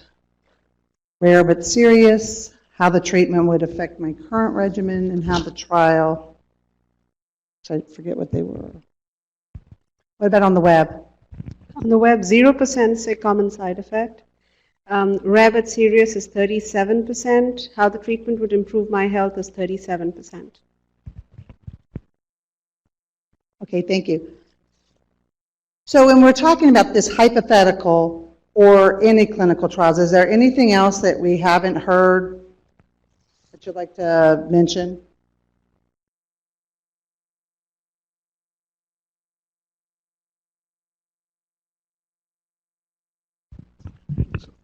So I'm one of those people that answered, no, I haven't participated in the drug trials, but yes, I would like to, because although I am considered a severe patient, my factor level actually sits around 2.5%. So phenotypically, I'm a severe patient and I've bled like it and be characterized it, but I'm not eligible for any of the trials. And I'm not sure there's a good rational reason why 1% is typically the cutoff for the trials. And there's a range in the population that perhaps you can go to a higher percentage because those are at the low end of the factor levels. There's a group that's just plain excluded and doesn't have the opportunity. So Okay. I don't know why there's that exclusion criteria. And from conversations with some of the companies, I'm not sure they agree why it is other than for comparison.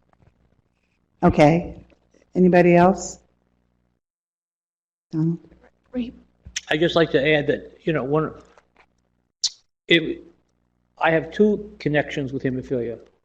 One of them being that I'm a person with hemophilia, but the other being that my granddaughters are carriers, and they may have children with hemophilia. So that probably at the age of 70, if somebody said you might have a treatment that would actually cure hemophilia but had a good chance of causing you to die, I'd probably go ahead and do it, because my grandchildren, my great-grandchildren are more important than I am at this point. So it really depends on your perspective as to where you are, which goes back to what I was trying to say before, is that everything is very individualized. You really have to have, the critical thing is to have a good family and a good treatment center and have a good collaborative discussion on all of these issues, whether it be participation in a trial, switching products, whether every decision that you make, whether or not you wake up in the morning, you decide whether or not you're going to take clotting factor that morning or defer it for the next day, take it before you take an activity or not, is a choice and a risk, either way. And I say to particularly, it really bothered me to hear from some of the moms. Your children will be fine one way or the other. Every decision you make is a choice, but you're not God. You're not responsible for whether or not their hemophilia is going to cause an inhibitor or not. That's far beyond your control. Don't think that your decision as to whether or not to treat or not to treat is what is going to make that kid's life good or bad. You make the best decision that you can with the assistance of your treatment center, and life has a funny way of working itself out one way or the other, whether good or bad. It's just the way things are. All right. Do we have a question? Okay, I think, do we have some from the web before we go on? On the web. One parent talked about her willingness to participate. However, she did not feel comfortable allowing her child to participate. Another participant talked about their concern being the serious side effects. And another participant was more focused on the health of future generations, given that he was an older hemophiliac. Okay. Is there any calls? I don't think we have any calls on the thing. Okay, can we advance the slides?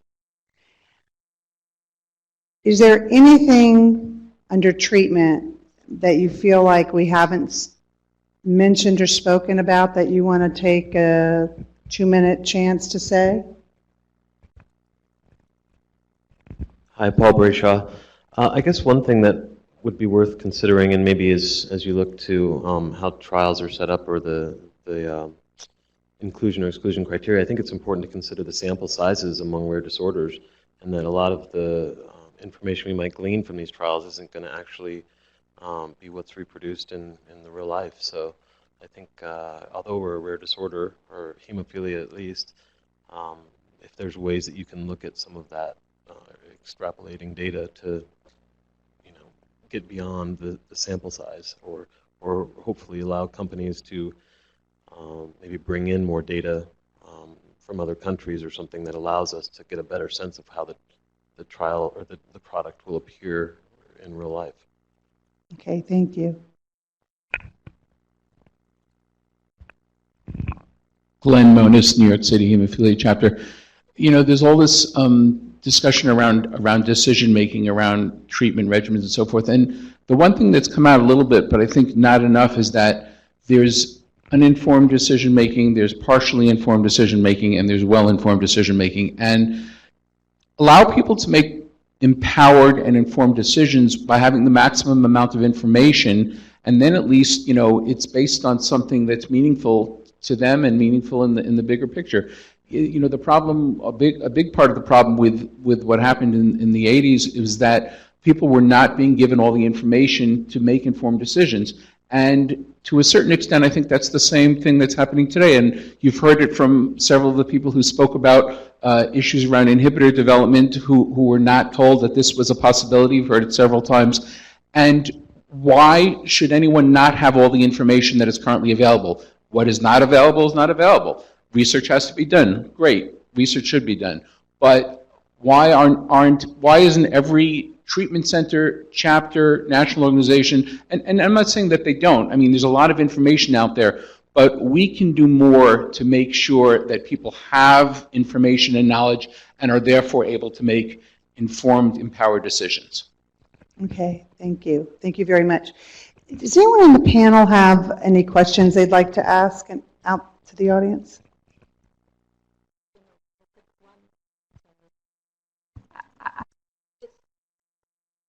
The information on clinical trials, I know you're interested in, can be found at clinicaltrials.gov. So if you put in your hemophilia, you'll see all the information.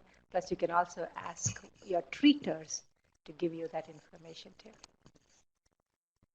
Thank you. Mark, did you have something you wanted to add? Yeah, I don't want to be a dead horse here, but to kind of speak a little more towards what Glenn was just talking about.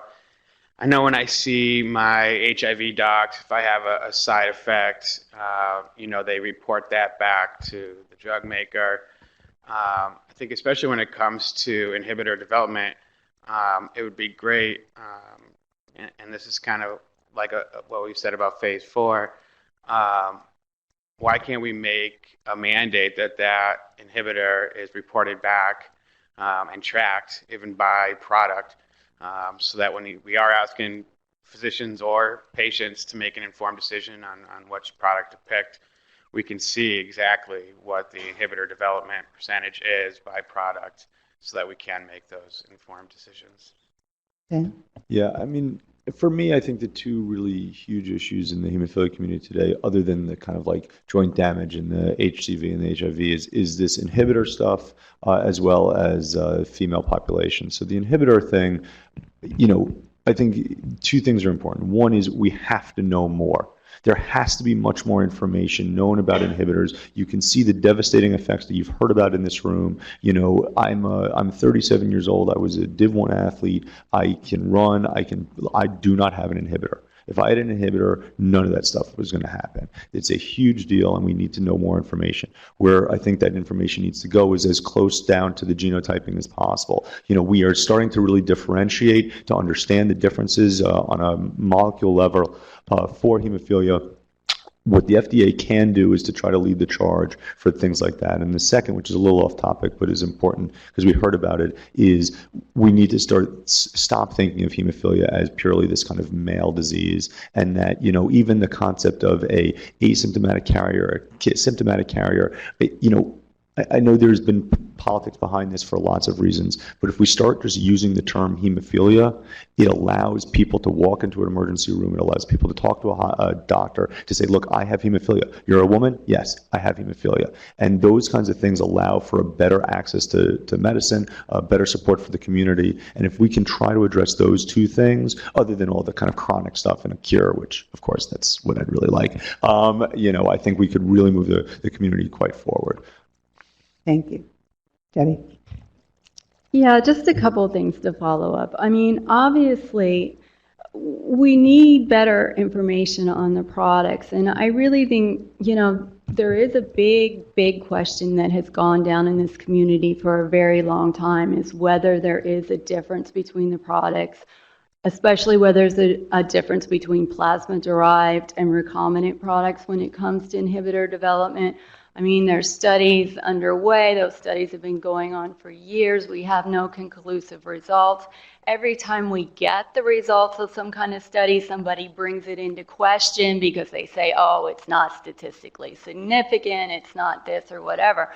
I mean, I really think the information just needs to be given to the community that's there and let us make our own decisions.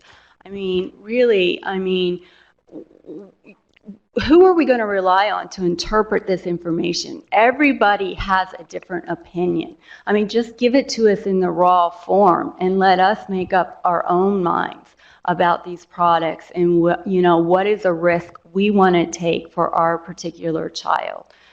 The cost, with this, you heard the numbers. This is crazy. I mean, we can't sustain this. I mean, we're going to, have 1/3 of our severe patients developing inhibitors and costing millions and millions of dollars. I mean, there has to be an alternative. I mean, we have to put more priority on what that alternative is. My other problem is in the whole design of the clinical trials. You're leaving out the most at-risk patients out of these trials. I mean, somebody made decisions along the way that pups shouldn't be included in these trials for inhibitor development. Well, to me, that seems a little bit crazy. I mean, you're using patients that have already proven that they're tolerant to products to test a product. You're leaving out a whole lot of patients who are at the most risk. And I understand that there's a lot of controversy of whether it's product or person and all of that. But if you continue to leave them out of the trials completely, we cannot get full information. Thank you so much for that. Time is getting away from us.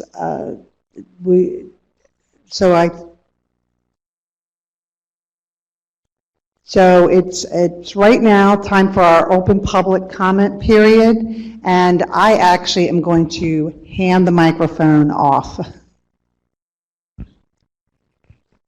to the stand.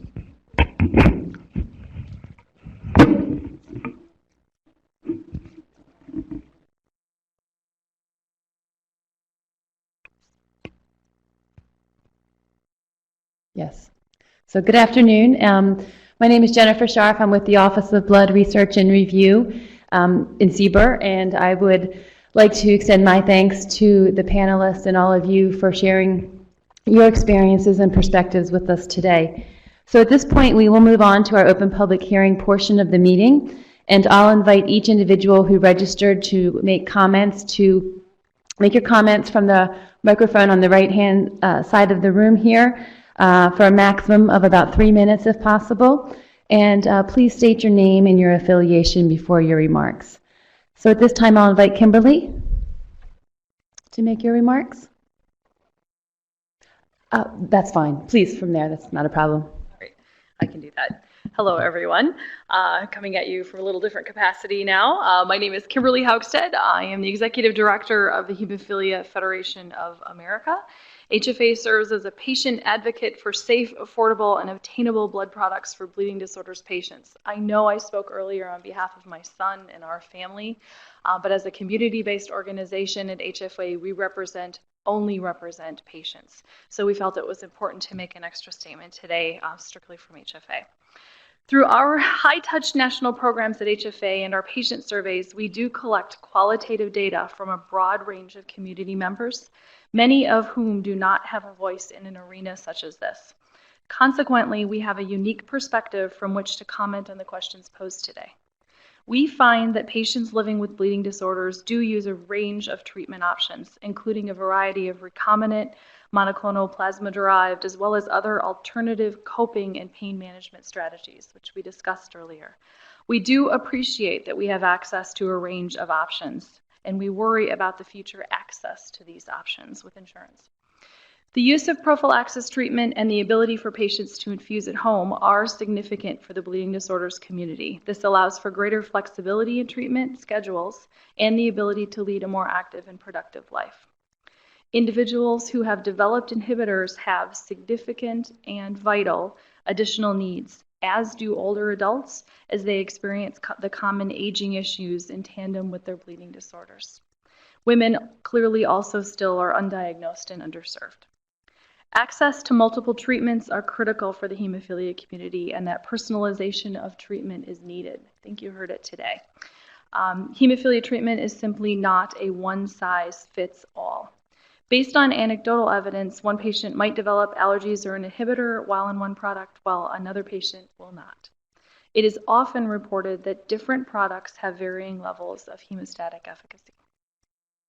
Inhibitors impact approximately 30% of previously untreated patients. We've heard that again and again.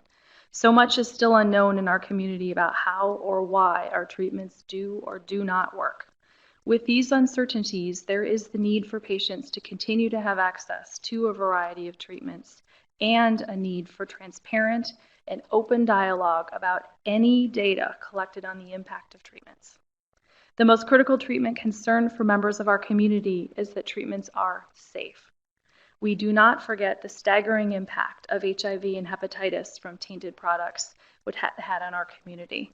This emotional impact was not only on the health of those affected, but also on the entire family unit. Problems definitely still exist that need attention. Frankly, an inhibitor rate of 30% in previously untreated patients is simply not acceptable to us. Families and HFA believe in the importance of a stringent, constant, and demonstrable dedication to the safety of treatments to ensure the well-being of our community. Thank you for your time.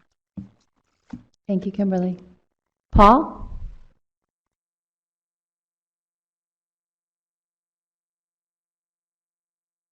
Hi, Paul Brayshaw, consumer. I just wanted to thank you all for having the meeting today and the opportunity to share the comments. And I wanted to make some additional comments, specifically that it's hard to probably grasp all the information we've presented and come away with it thinking all of it's, we can respond to each and every one of these things. So I guess I would challenge the FDA to maybe come back with things that you can do and hope that you can list some of the things that we might expect what we might expect from you in response to these issues. And keeping in mind that you have to recognize the patient in a holistic way and not just the fact that we depend on these therapies, but also that our lives and quality of life and day-to-day activities really get to how these products are going to be adhered to, as well as how they're going to be affordable. If we can't afford new products, then it's not going to really make a difference to have an advanced therapy that's going to improve our quality of life. It's just going to be out of reach for us. One point that we didn't get to delve into very deeply was the geographic service or the geographic areas of patients. The treatment centers are very limited especially in urban or rural settings where patients might not be able to get to a center and get access. So I guess in addition to that, I think that it's important to keep in mind that a lot depends on the state you live in as to what providers are going to be available or paid for by your insurance company, as well as products. So that's something too that the quality of the benefits matter if you're in a state with a state marketplace versus a federally facilitated exchange, it's going to have an effect on what products patients might have access to. So I guess I would encourage you to maintain some frequent communication with the patient population, specifically with the bleeding disorders, because I think that all of these issues continue to evolve, and it'll be helpful to maintain the dialogue going forward. And I also would really like to hear some of the things that you all think you can do to respond to the questions or issues we brought up today. Thank you. Thank you, Paul. Shelby?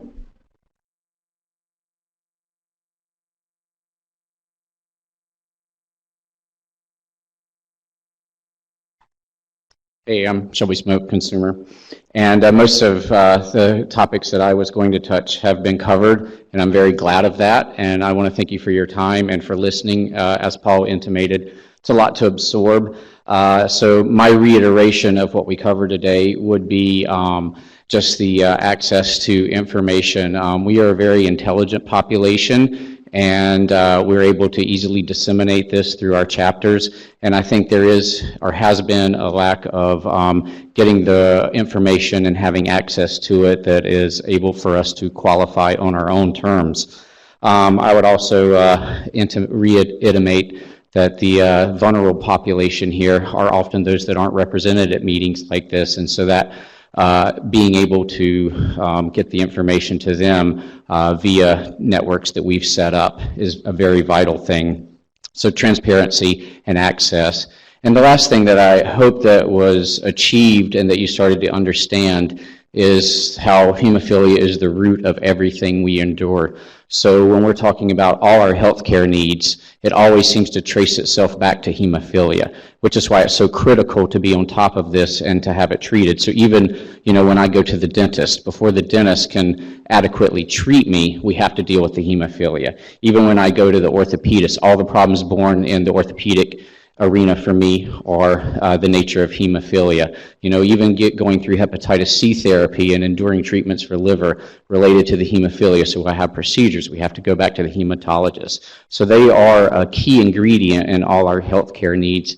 So I think that's something to recognize, that how these things are very integrated, and that holistic treatment. So, just treating the bleeding disorder is one thing, but it's going to trickle over into everything else that we have and need. Thank you. Thank you, Shelby. Mark, we welcome your comment.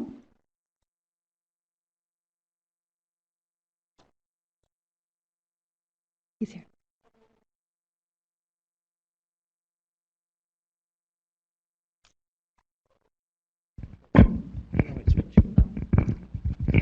Okay, I'm actually Steve Long. Mark had to leave early, said that you've pretty much covered everything he wanted to cover.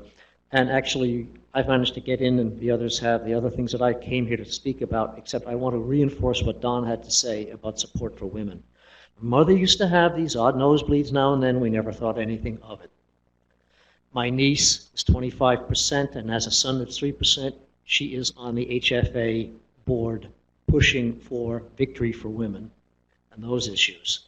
I support that, absolutely. I have a cousin who we brought in because she was mentioning bleeding things. We had her get tested. It's very important that we deal with it for women as well, with hemophilia in the classical sense, but also with von Willebrand's, because that's a whole big population we have to work on. So pay attention to von Willebrand's as well. Thank you, Steve. Val?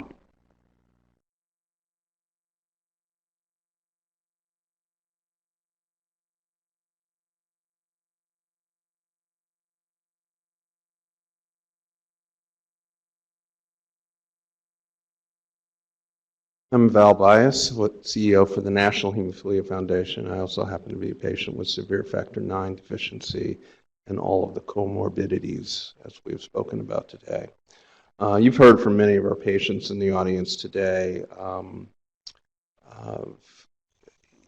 We have a new blood safety issue, and it is what happens with inhibitors in our population. So I want to be very supportive of that. As the National Hemophilia Foundation, we're dedicated to finding cures, treatments for people with inheritable bleeding disorders. But having lived through many of these comorbidities all my life,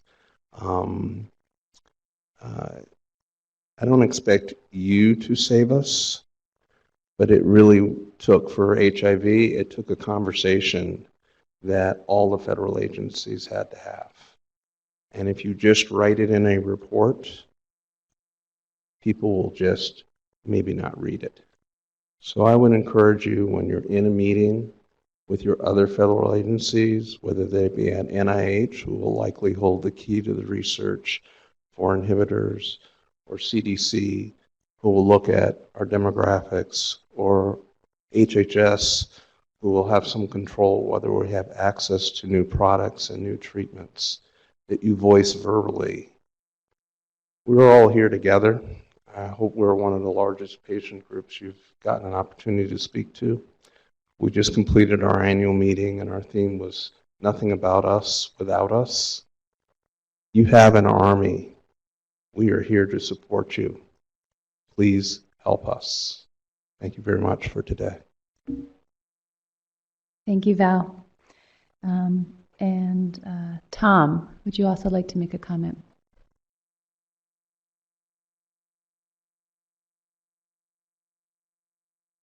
I just wanted to, this is a question. Well, I'm from Los Angeles, and I'm a physician and a scientist and an entrepreneur.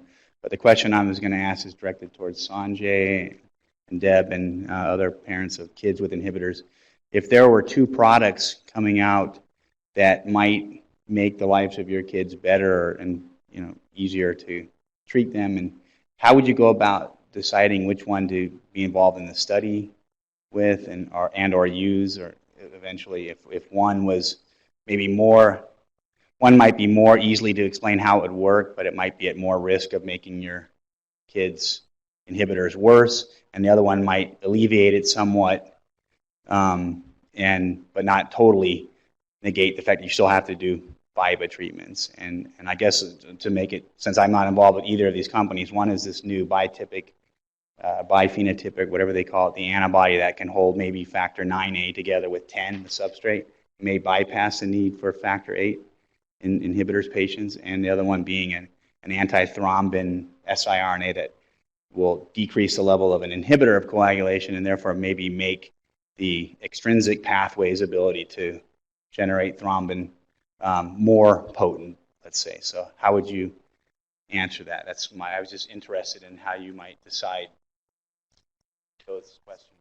I think this is a good time to remind people that, since we're almost out of time, that we do have a public docket for questions like this or anything you didn't get to address during the meeting. So please feel free to send your comments. They're just as important as stuff we heard here. So, Thank you, Graham. And that concludes our open public comment period. Thank you. Donna?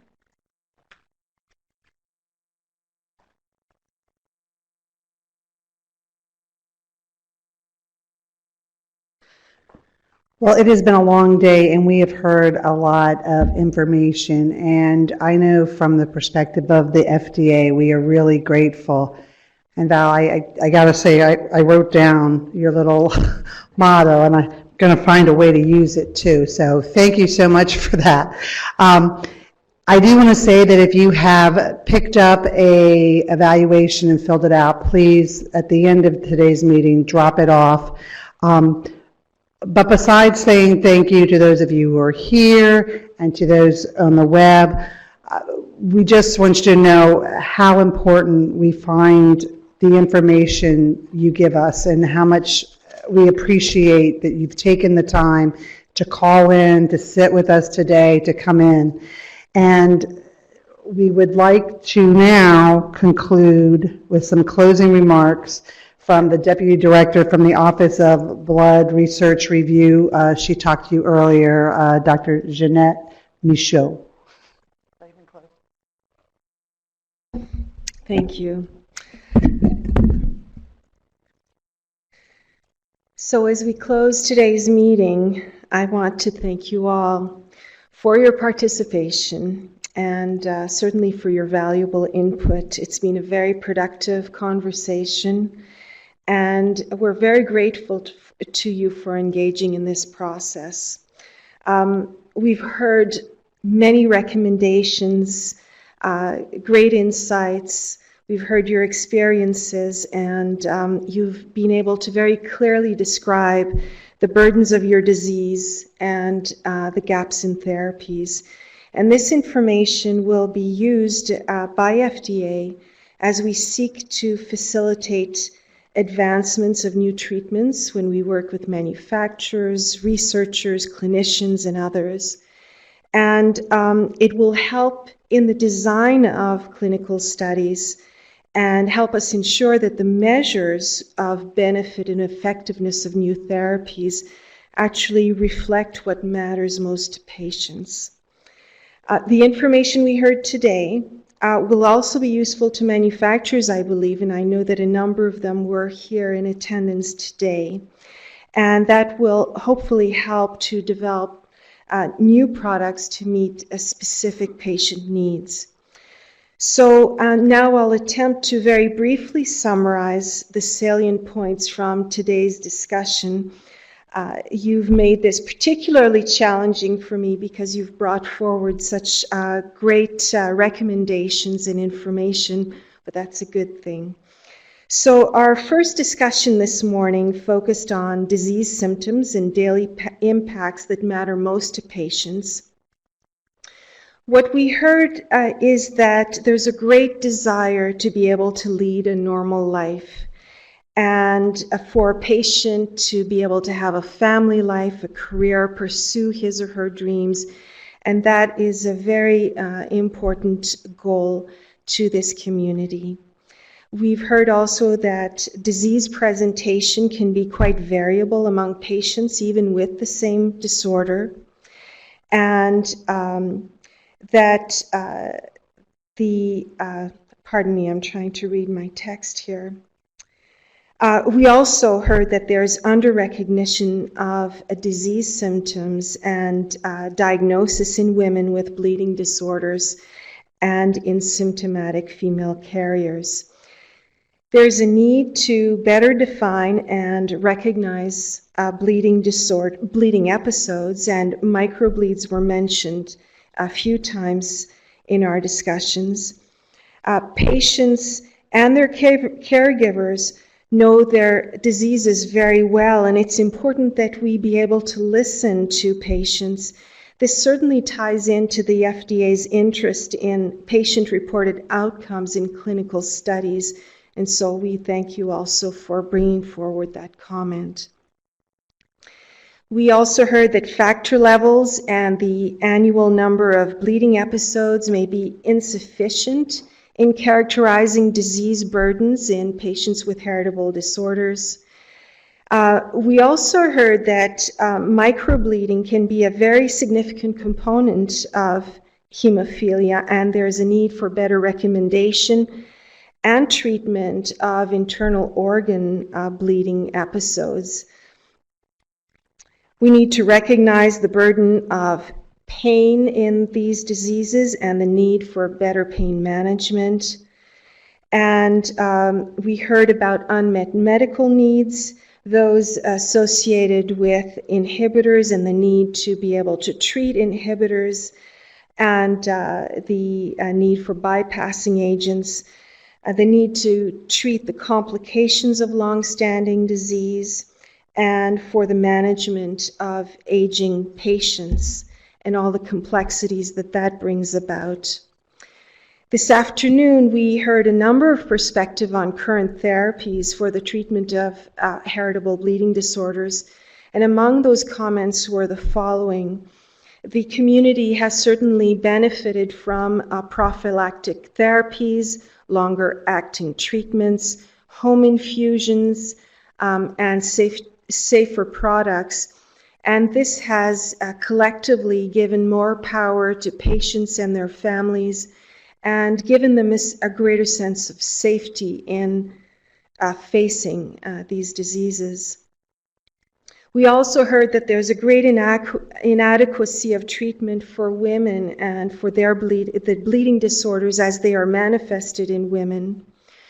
Inadequacy of pain management, certainly the inadequacy of immune tolerance therapy, and the few options that patients with inhibitors have in terms of bypassing agents. And it was also mentioned that there are no therapies to reverse damage that has been caused by these long-standing illnesses, and it would be wonderful to be able to do that. There is certainly a need for new products. Several of you mentioned that we would love to have a cure, and we share that wish that you have for curing these diseases. It's imperative that any new therapies be safe. Easier administration is something that you would like to see. Perhaps therapy in pill form or for subcutaneous administration or other modes of administration. And even longer lasting or longer acting therapies would be desirable. Therapies that would not cause inhibitor formation would be certainly a great plus. And in those patients who do develop inhibitors, you would like to see better therapies or greater number of options, both for treatment of bleeding episodes and for immune tolerance induction. And also better information should be shared with the community on inhibitors themselves and what options exist for management. We need therapies, a greater number of therapies for the very rare bleeding disorders. And this is something that was highlighted by someone who made a comment, and I think it's something that we're concerned about as well, and there needs to be advancement in that area. I'll mention again that there's need for products for pain management or better strategies for pain management, treatment regimens for some of the complications, such as hepatitis C infections and HIV infections and others. You mentioned the need for improved labeling with respect to dosing regimens and perhaps having labeling that gives greater latitude to clinicians when treating patients. It was mentioned, and I will mention it again, therapies targeting women would be very desirable, and it appears that there is a lot of interest in moving that area forward. It was mentioned that assays for monitoring factor levels at home could be very helpful to patients as they manage their disease. We heard about the desire for mobile technologies, perhaps mobile apps, so that you could have a greater role in actively managing your treatment. We were told that the choice of therapy has to be very patient dependent. Every patient is unique in his or her needs. It's very good to have options in terms of therapies. And it's very important when it comes to therapies for this community to have transparency in terms of what the products can deliver, what potential adverse reactions you may suffer, what is the comparative effectiveness of these products, and so that's also something that we heard. Finally, I want to talk about considerations that you have for enrolling in clinical trials. You've talked about whether the science is sound, the potential benefit that there may be to you, the benefit to the community as well. I heard many comments that underscore the altruism in this community and how you seek to not only better your lives, but lives of others in your community. And I should just mention that there was some consideration of whether enrollment of a child would be done as readily as the enrollment of an adult with this disease, and this is a very challenging area. Phase 4 studies are desirable. We do know that these new treatments are studied in a very small number of patients, and so we hear you on that point. And we also were asked why we are excluding PUPs from the study of new therapies, and that's something that we will take back with us for further consideration. There's a need for this community to be able to better access trial results and also to have access to information on trials that are getting underway so that you can participate if you so desire. So we did receive, evidently, a lot of information at this meeting. We very much appreciate the dialogue. Now, if you have other comments you would like to share with us, even if you were here in attendance or on the webcast, you can submit comments to the docket, and the docket is open until November 28th. After we receive all comments, we will publish on our website a meeting report that will summarize what we have heard. I also did hear that you want our actions to go beyond the publication of a report, and we will endeavor to do that. And to close, I want to acknowledge the time, effort, and courage it took to voice the daily challenges and uncertainties that you face as patients and families living with heritable bleeding disorders. We thank you for participating in this meeting and for sharing your unique insights on living with bleeding disorders and your use of life-saving therapies. I also thank the clinicians and the representatives of the pharmaceutical industry for your attendance and for being available to hear the experience of this patient community. And so on behalf of the Center for Biologics Evaluation and Research, thank you for your time and for making today a success. Thank you very much.